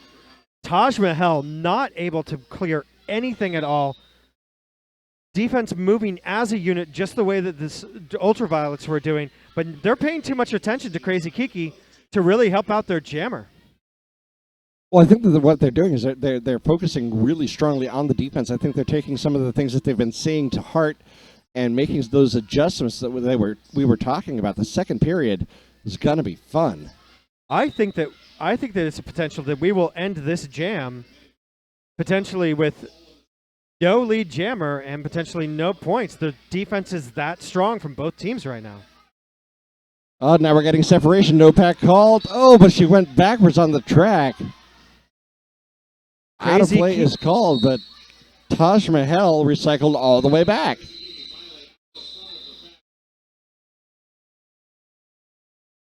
Crazy Kiki calling off the gem, so effectively bringing us into halftime. I don't know. I might have tried to get some points. Taj Mahal was still in the pack, but it was a rough jam. So I can see just like let's get our breath. Let's get some fresh feet on under us after the halftime.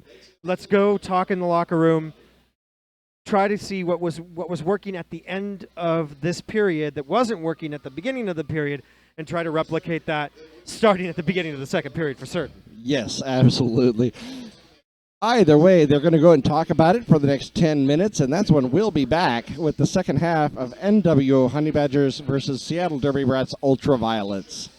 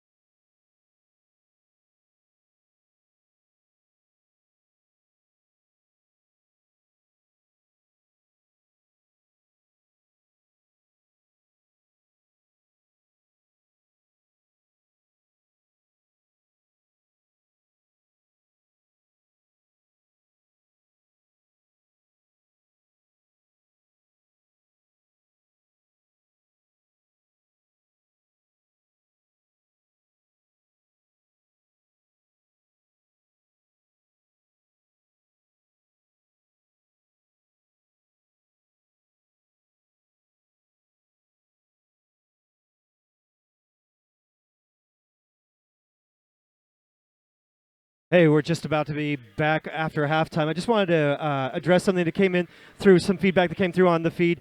Absolutely, I do understand that NWO Honey Badgers are actually not New World Order Honey Badgers.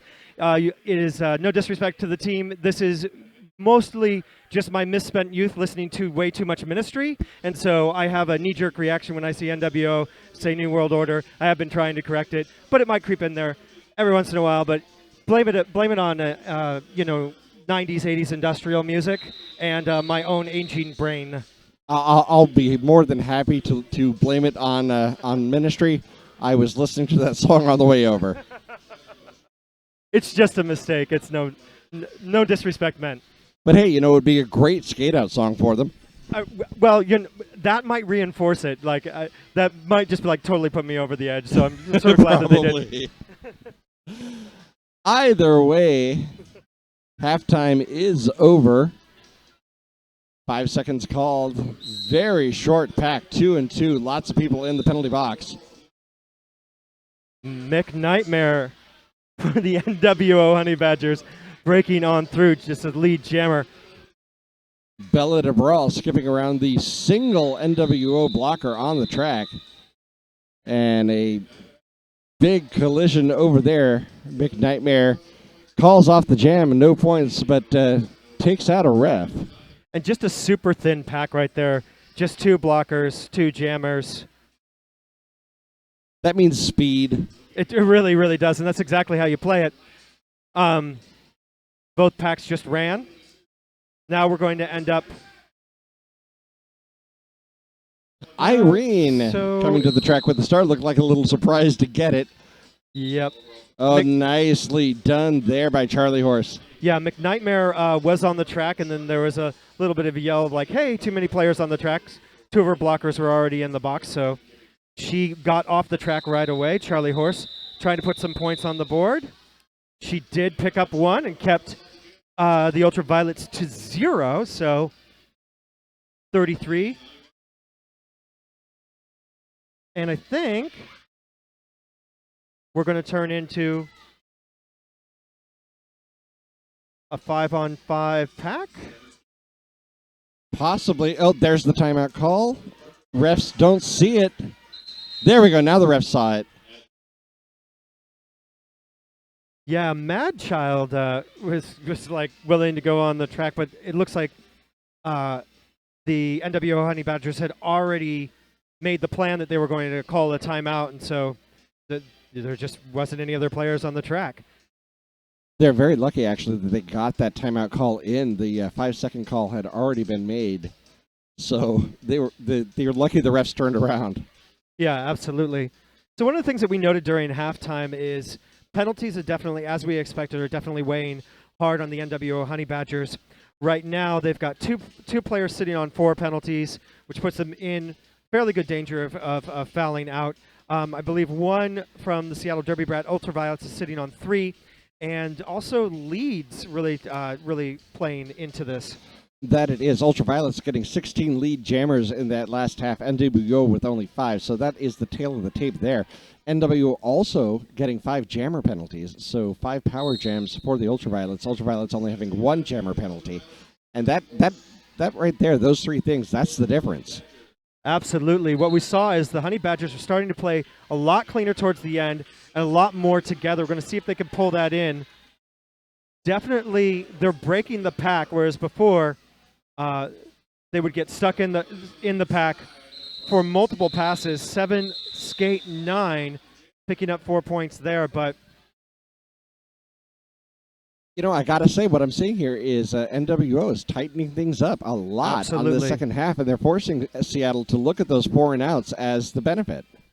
Yeah, absolutely. It was just a really, really loose group at the beginning, so they weren't thinking as a hive mind that you'd like to see the defense and offense think as, that's that unspoken.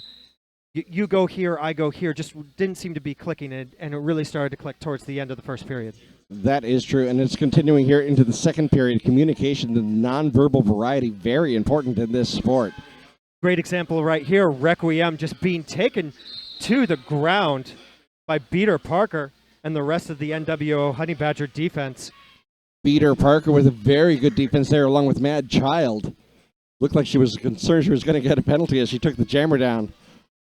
McNightmare making full advantage of this, picking up 5 points for this may be the first Grand Slam in the game, but definitely the first in a very long time for the NWO Honey Badgers. So fantastic work by McNightmare, just really rallying her team and defense. And that's what we were talking about, the tightening up of the defense by NWO, keeping Seattle Derby Brats to 0, winning the jam 7-0. But it looks like Peter Parker being sent to the box and an official review. So the Ultraviolets want something looked at. Not super surprised, but it is pretty early to be letting go of that official review. They must feel that that either they really have something very important to say, or that they have a good chance at winning, because you do only get one official review per period. So they're letting this go at 26 minutes left in the game. Yes, looks like they're I would imagine they're probably going to be talking about a penalty. Over here, there were some things that looked like it could have been called, but weren't. I'm sure we'll find out. They're doing a great job making sure these refs have access to the mic.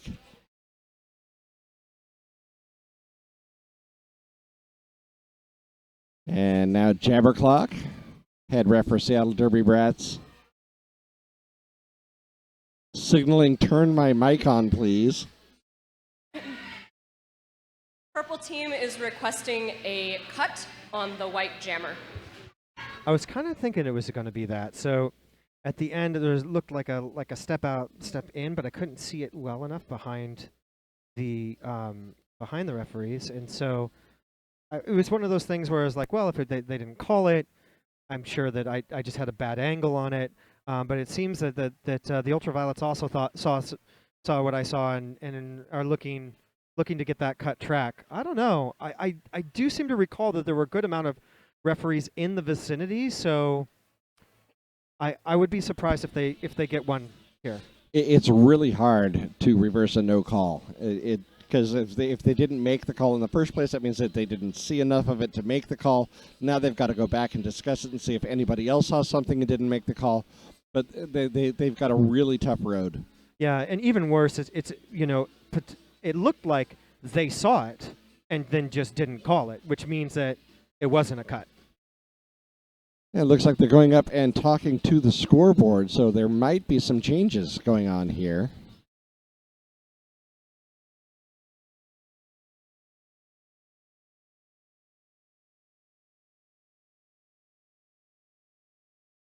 And the scoreboard has changed. Looks like 5 points. Well, that makes sense. There was really only one pass. So there's that one pass. Oh. And there is yes, they gave her the cut track penalty. Yes, they did. So then those 2 points went null. Upon review, white jammer did return to the track in front of a skater from the opposing team before she was able to call off the jam. Therefore, a cutting the track penalty will be issued to white jammer. Purple does retain their official half.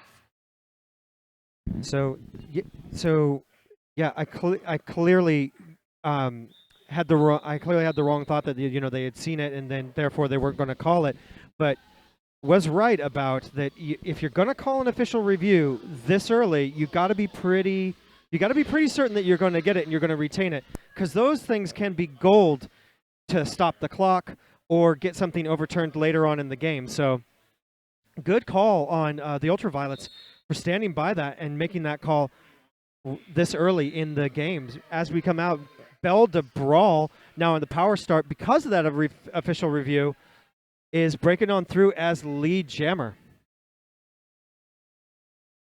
Belle de Brawl just fakes to the outside on turn 2, ducks back on the inside. She's going to pick up 5 points.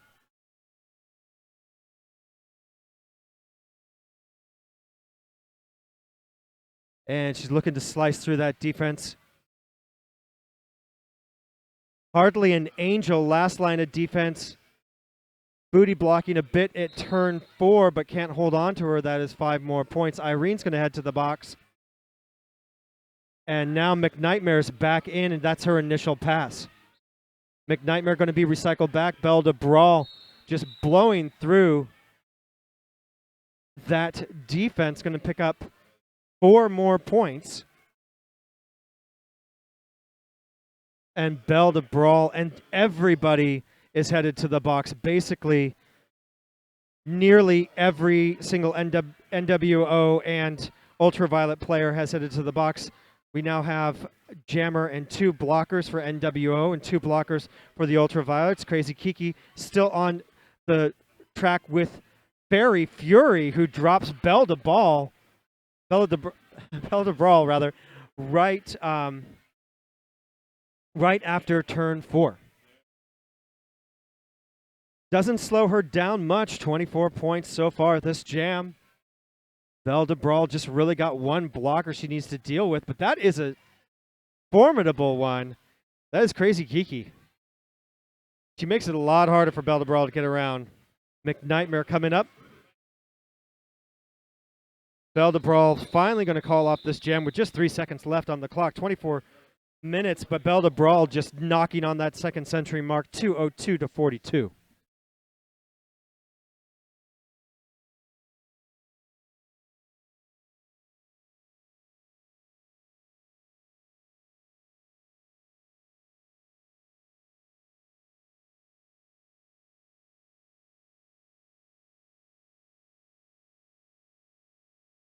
So we're going to have Bearing the Pain and when we come back against Charlie Horse.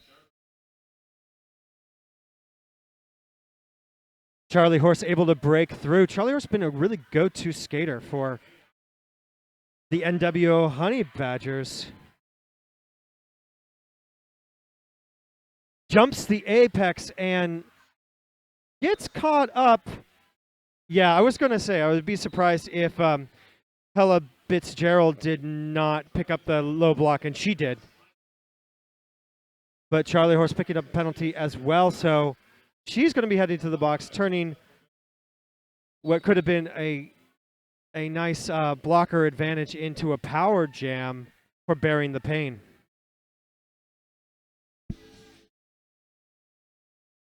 Bearing the Pain, 10 points so far. Makes it easy in between turns 3 and 4, picks up 5 more points. Just one Seattle Derby Brats Ultraviolets player on the track. And still, Bearing the Pain is able to find her way through the majority and now all of the NWO Honey Badger defense. Kind of an unintentional passive defense by Seattle with all the penalties. Well, it's true. And let's see, yeah, Charlie Horse is going to go back. I think it was a hands.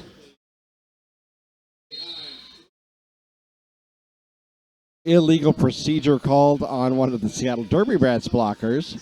So people coming into the from the penalty box and heading right back to it. It is. I will be honest right now. It's a hot mess. This jam has been not particularly respectable for either team. Just a revolving door at the penalty box right now. No like angry misdemeanor penalties, but it just seems like a really loose timeout on the track right now. Yeah, I think they're both teams are kind of getting into the scrum a little bit more, maybe throwing things a little bit more wild. They need to tighten it up, calm down a bit, and play the game. Yeah, absolutely agreed. So, incredibly, when we come back, we're only at a 1 blocker advantage for the Ultraviolets and both jammers on the track. Hardly an Angel finds her way on the inside line.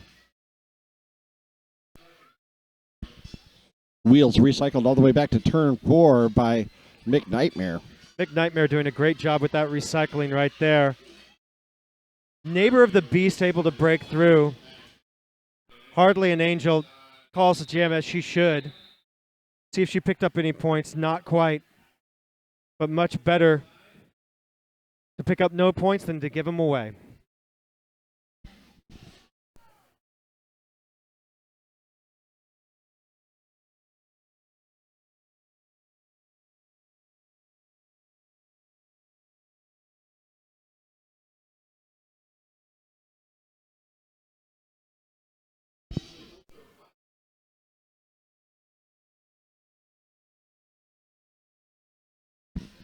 Irene for the Ultraviolet. She is your lead jammer through on the inside line. Charlie Horse still trying to navigate that sea of purple back there. Charlie Horse now sprung from the pass. This is her initial pass. Irene barreling straight through the center of the diamond formation of NWO, calling off the jam. Picking up 4 points.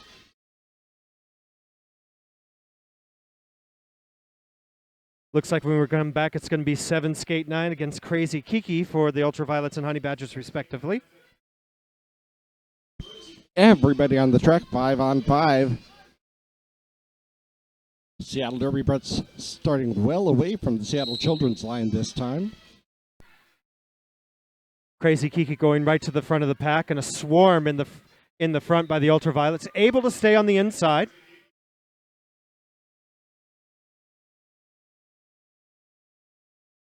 Looked like she might have dragged that skate out, but the refs deciding she had stayed on the line, not over it. Yep. Looked like the right call to me. 7 skate 9, though, just sees a hole right through the middle and picks up those 4 points.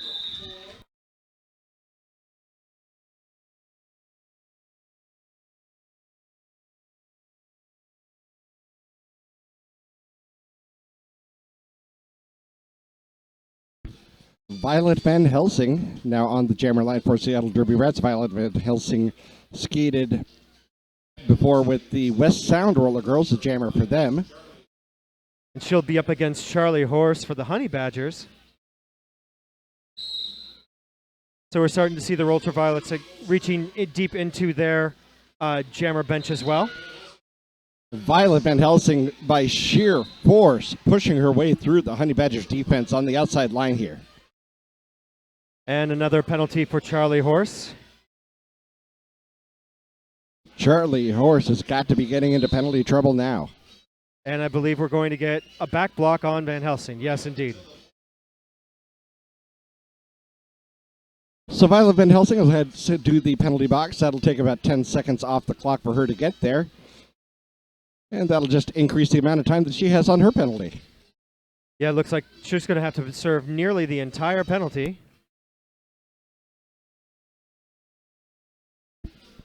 Charlie Horse release, jumps the apex. There's some excitement in the Honey Badgers right there. Nice play. 4 points on the board. Apex jump, power jam. Charlie Horse has on all cylinders right now. Look at that. The Honey Badgers clearing right after turn 1.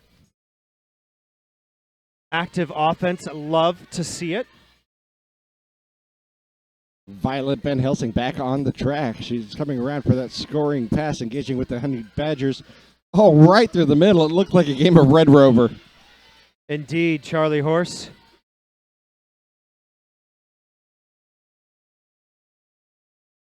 Letting Van Helsing go ahead. Van Helsing steps out. She's going to have to recycle back. Charlie Horse confident in the pack. Neighbor of the Beast shutting her down in turn 4, rather.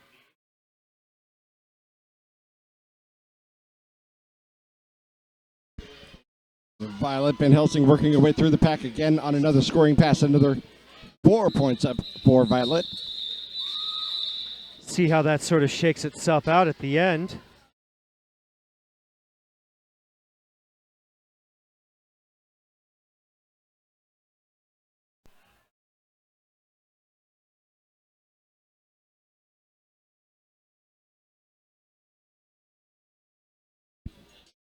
So it's going to shake out to 9 points for the NWO Honey Badgers to SDB Ultraviolet's 4, bringing the Honey Badgers to 60. 60 points on the board so far. Bella DeBrawl out there for Seattle Derby Brats. And Fairy Fury. Yeah, a real messy scrum right there at the beginning. A lot of people falling over each other. Belle DeBrawl taking advantage of that to just skate on through as she just did again. Honey Badgers having a real tough time holding on to lines, especially. Well, you know, if you like what you see tonight, I believe both of these teams are probably going to be at Wild West Showdown here in just a couple of weeks.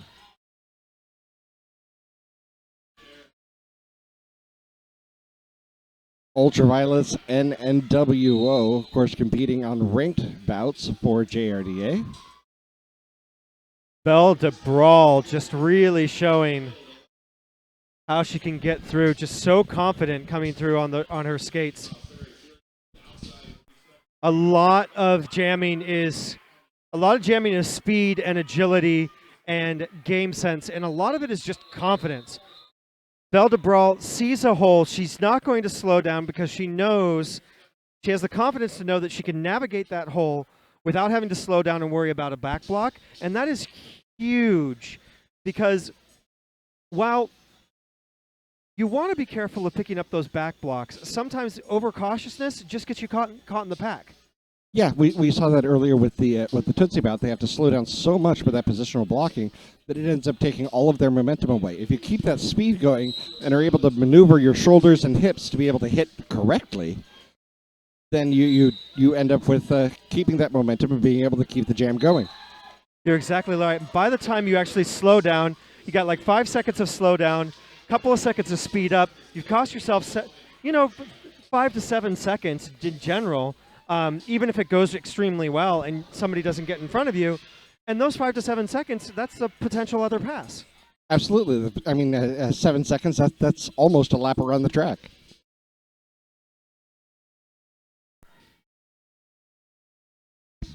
Neighbor of the Beast right now testing against McNightmare, and she's going to come out with an A on that test.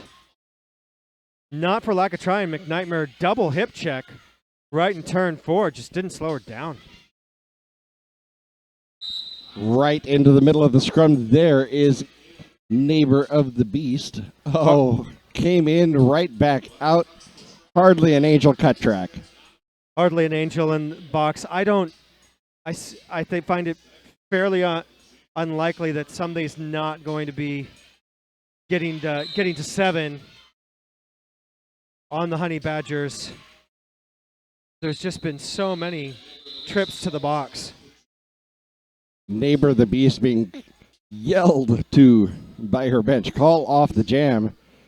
Trying to get more time on the clock for a power jam. Handing that one over to number 777, Wheels of Mass Destruction.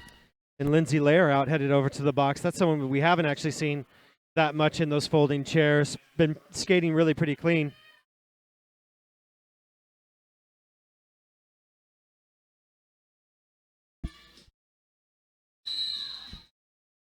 Whistle blows, people will be sent back to their bench. They didn't get on the track in time, so NWO will be skating short.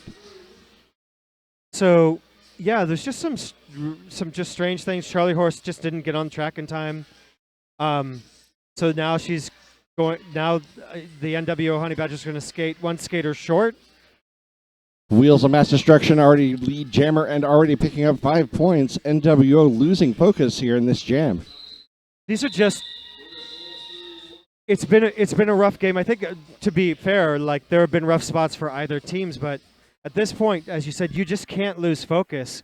You've got 11 minutes, 45 seconds left on the board. You've got to play it all the way through. You've got to play to that last minute. You have to play to that last whistle, and just not getting yourself fielded on the track is not really very excusable from the coaching staff or from the players right now.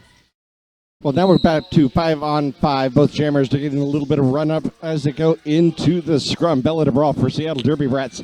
And that is Charlie Horse for NWO. Bella de Brawl is out first, lead jammer, Seattle. Because that's what Charlie Horse can do. Look at her. She was able to slice through that defense. I mean, Bella de Brawl got through first, but Charlie Horse is now putting pressure on. Bella de Brawl is only going to be able to pick up 4.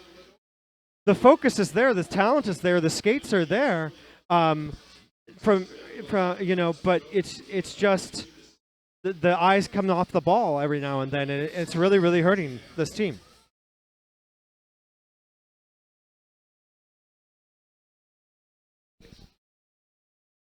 Violet Van Helsing now on the track. She'll be up against Bloody L. She's enjoying the music too. Pile up is going to catch both jammers. Violet Van Helsing lays a shoulder into the last line of defense, and she is your lead jammer. Bloody L looking for an opportunity. She's able to stretch the pack right now. She gets taken down. Yeah, she's taken by Hell Blitzgerald, and Hell Blitzgerald appropriately picks up that low block. And now, Violet Van Helsing headed to the box. This is a huge opportunity for the NWO Honey Badgers. Bloody L with a chance to do some damage here, and she'll take it. 3 blockers to get by, out of play called. But failure to reform called on NWO, so now a 3-on-3 in the pack, and they'll mix it up. NWO causing a ruckus, but Bloody L going to, yes, she is going to take that back block. That was actually a brilliant back block draw by Taj Mahal, getting in the way of the jammer and slowing down just enough to draw it. Yes, indeed. I used to do things like that in basketball. So when Bloody L put up 5 to start with, Violet had not passed the pack yet, so that was her initial pass. She has an opportunity to even it up here. So just a little bit of a interesting stat. As of Jam 10, they were evenly split on lead jammers in this half. Way better than the first half, where it was 16-5 in favor. And what a huge hit put on by, that was 76.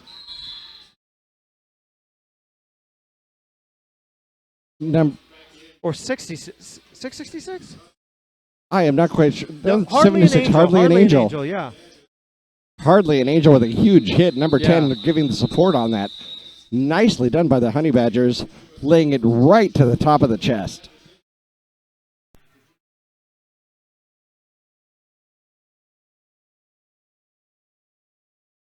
Sorry about that. We had to correct our rosters. It sometimes happens. So 10-5 win on that jam by the Honey Badgers. Very well done. And it looks like we're going to have a timeout called by the Honey Badgers. Wisely done there. Give a chance to talk about it. They've got some success under their wheels, and they can calm down, come back from the timeout for the last 8 minutes of this bout. Yeah, I mean, I think this is now the time to do it. Once you get to the 7-minute mark, things get really hard to come back from. Right now, I'm the Honey Badgers. If I've got 3 timeouts, I'm gonna use them all by the end of the game. I mean, time is not your friend. Stop that clock in between. Keep some more time in your direction, and utilize as much as you possibly can. Stretch this game out. That's right. That's the way it goes. And use all the timeouts. Use the official review like they did last half. Do everything you can to squeeze every minute out of this game. And they're on a roll. This is the time to start playing those cards. I mean, the momentum is moving back to them. They're getting lead jammers again. When they're not getting lead jammers, at least they're putting pressure on by being quarter track, third track, half track behind. It's definitely time to do this, and now it's a power start. Get yourself a play together and get out there and rule this jam. And just to let you know, that last 10-point jam was the Honey Badgers' highest scoring jam of the evening. So, like you said, their momentum is switching over to them. They're able to get some successes, and really loving what I'm seeing in this last portion of this game. Yeah, make Ultraviolets start to think about it, Go off with a good jam. Ultraviolets maybe get a little bit rattled, potentially. I don't know. A little bit of a head game thing, Rather than just like playing the fast offense, jam and jam again. When you got momentum, like take a jam and be like, hey, we're going to let you think about that for a minute. Shout out to Bill DeButcher, says that he's watching us on the feed. We certainly love to have you feed folks out there. Thank you so much for joining us here tonight. Just really great junior roller derby. I always love announcing junior roller derby games. It's just so athletic. It's so interesting. There's so much speed and athleticism involved. It's just a really great thing to watch. And like we were saying at the very top of the broadcast, these are the kinds of players that are going to move up, to adult leagues with 10, 12 years experience, some of them, and that's a bit ridiculous. And that's a game changer, honestly, for roller derby. The institution of a junior programs that are so strong across the country and honestly around the world. I mean, you got roller derby in the UK, Australia, Belgium, Austria. It's growing so fast in so many areas. And Canada, don't forget Canada. Oh, all over Canada. So much roller derby in Canada. I mean, taking the great skating skills, but what you see, what people often say that they see, is a lot of the hockey skills coming down from Canada, and that's true in the hits. But what you really especially see, especially with like Montreal, is you see the footwork. The footwork's there. Yeah, absolutely. It's a really dynamic footwork, and that's what I've been missing from NWO at times. Is that the footwork to get them from one line to the other and cover those lines and lock down those lines. But when they've had it, it's been just rock solid. Yeah, you see flashes here and there. This team is definitely on its way up. This is the second year I've been watching them play, and I am impressed with the improvements that they have made, and where they're going is just going to be up. Charlie Horse is going to get pushed to the outside, but by a player that was out of play, so she gets to come right back in. Which she was very happy to do and get lead jammer in the process. Absolutely. That's just good to heads-up play. She's just going to break on through that little tripod over there. Like I said, a game of Red Rover. She went directly for the arms and got it. 5 points in the sky for Charlie Horse. And now the Ultraviolets taking some chances. I don't know if they're taking chances because they want to or because they're frustrated. I hope it's not the latter because they can. They've got a fairly solid lead. Now's not the time to start making on the edge, on the envelope sort of plays and just get yourself some silly penalties and potentially get yourself ejected. That's not the way you should end this out.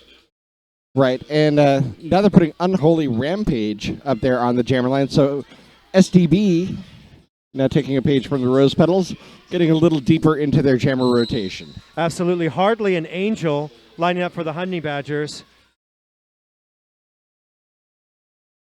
And just a nicely done, Rampage. Yeah, just bell to brawl and just what an incredible skating both offensively and defensively. Hardly an Angel now skating up, and Rampage just making it look easy getting around those hips.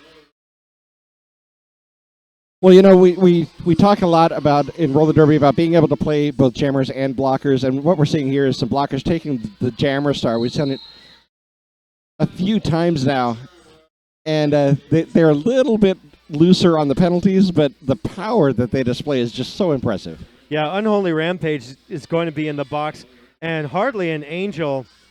There's a little like Hardly an Angel and Bell to Brawl thing going on out there right now.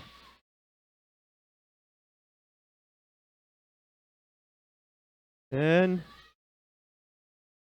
looks like things are heating up on the track, setting up for a play, looking to clear. Hardly an Angel, looking to follow, draft behind her players, blocking-wise.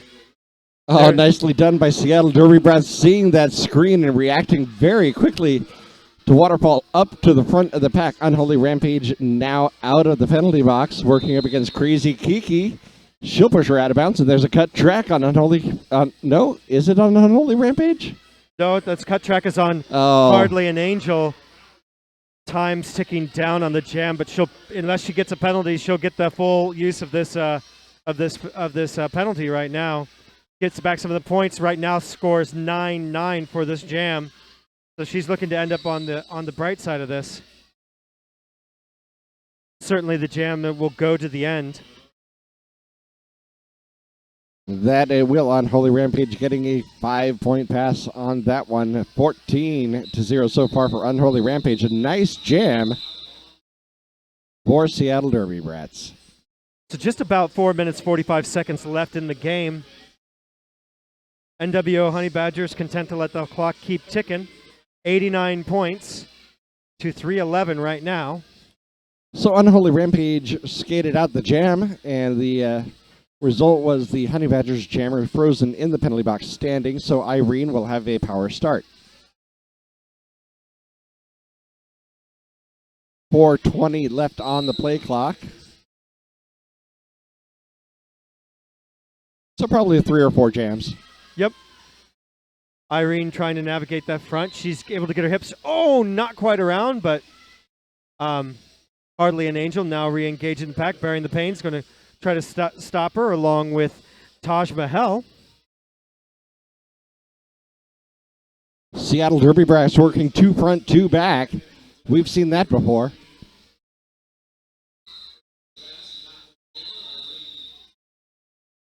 Irene getting 4 points and calling off the jam, 3:15 to 89. Just under 4 minutes.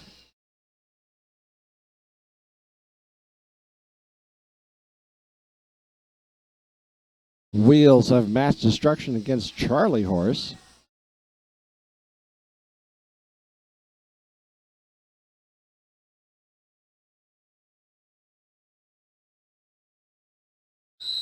Both jammers starting a good distance behind the line, sort of eyeing that scrum start from the opposing teams.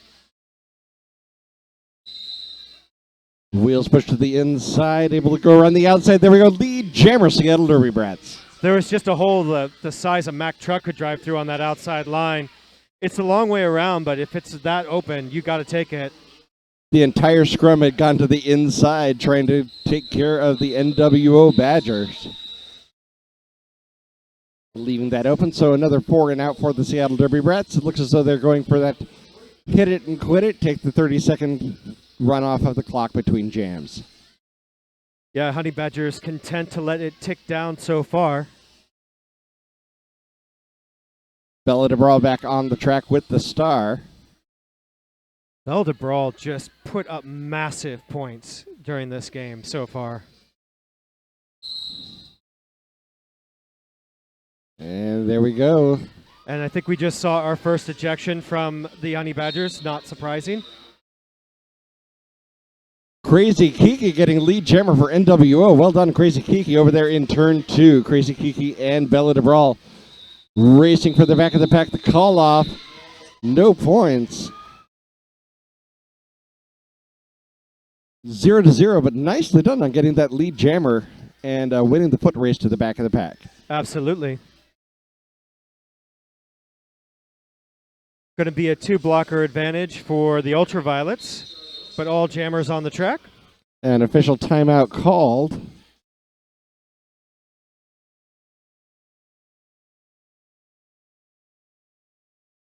And I think we potentially have another. Oh, with the ejected player.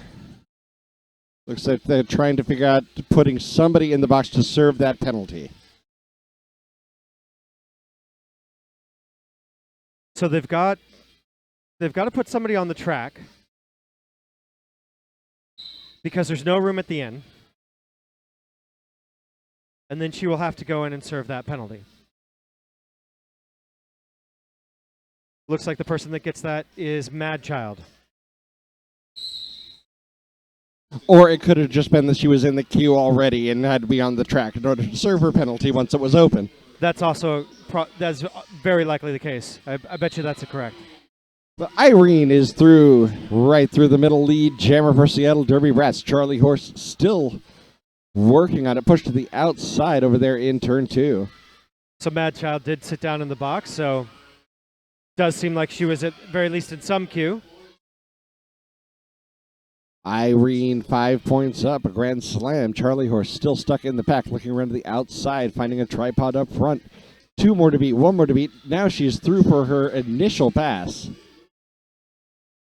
50 seconds left on the game clock. 1:16 on the jam clock. The jam is called. So we'll have at least 1 more. Absolutely. And a timeout on the Ultraviolets. Timeout called by the Ultraviolets. Slow things down. Get that last jam in.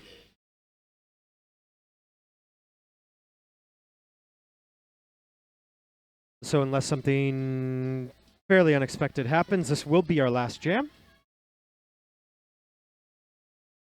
And it looks like it's going to be Bella the Ball against Hardly an Angel. Bella DeBrawl, very strong jammer here for the Ultraviolets. Just super confident on her skates. Really agile, very strong. Definitely going to be one to watch. Very much so. I would not be surprised if she ended up on the Galaxy Girls program next year.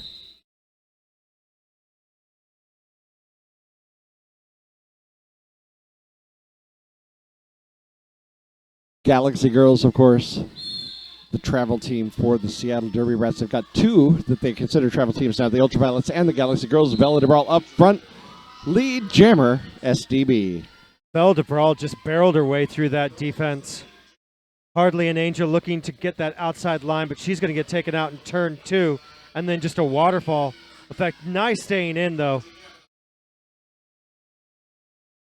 Don't get up, don't get up. Oh, there it is. The cut track. She got up, hardly an Angel.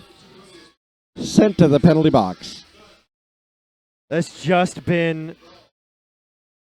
I'm just going to suggest that may be something to work on when the Honey Badgers get home. Getting up while out of bounds. Just crawl off the track.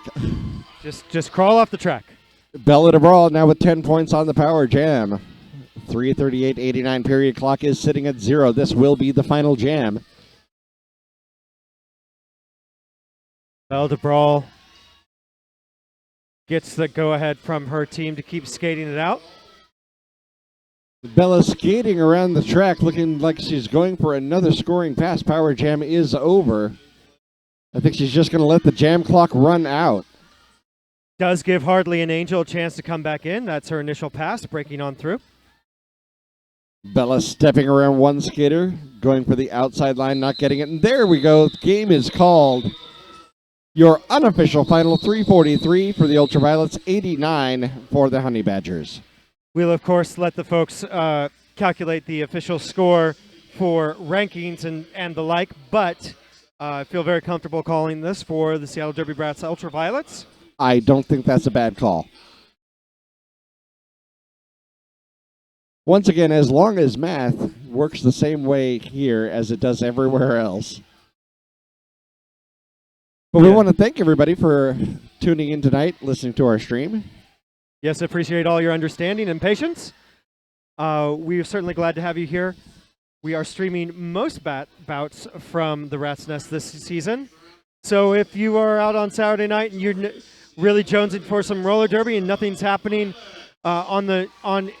in your area, rather, then you can very likely click on to YouTube and catch us here. Absolutely. I want to thank LeGrand Moore for coming out and announcing with me tonight. I'm Daddy O. Thank you so much. I'm LeGrand Mort. And that's it for us. Good night.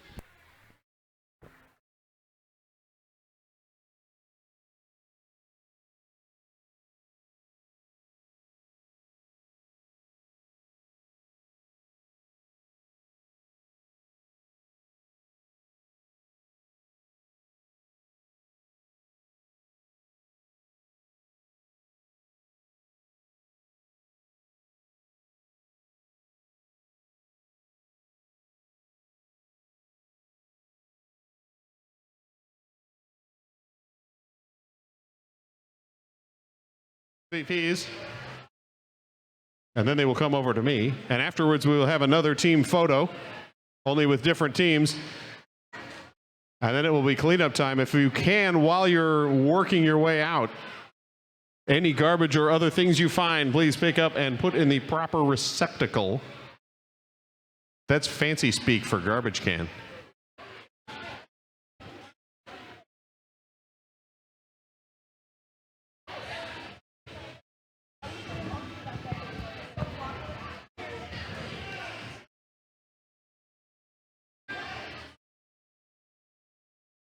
All right. Ultraviolets are ready. You guys almost ready? However many we want. You could give 20 if you wanted. They got blocker jammer, I think. So yeah. Why am I saying that into here when I'm talking to you over there? I don't know. I'm addicted to the microphone. All right. Wheels. Who are your MVPs? So for blocker, number 17, And yeah.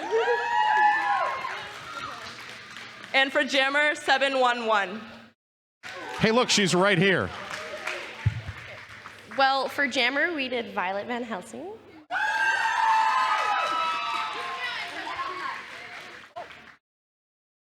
And then for Blocker, we did 722. All right.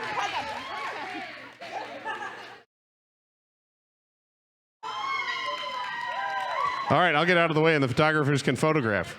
And once again, as you're leaving, please collect any trash or other items you see lying around.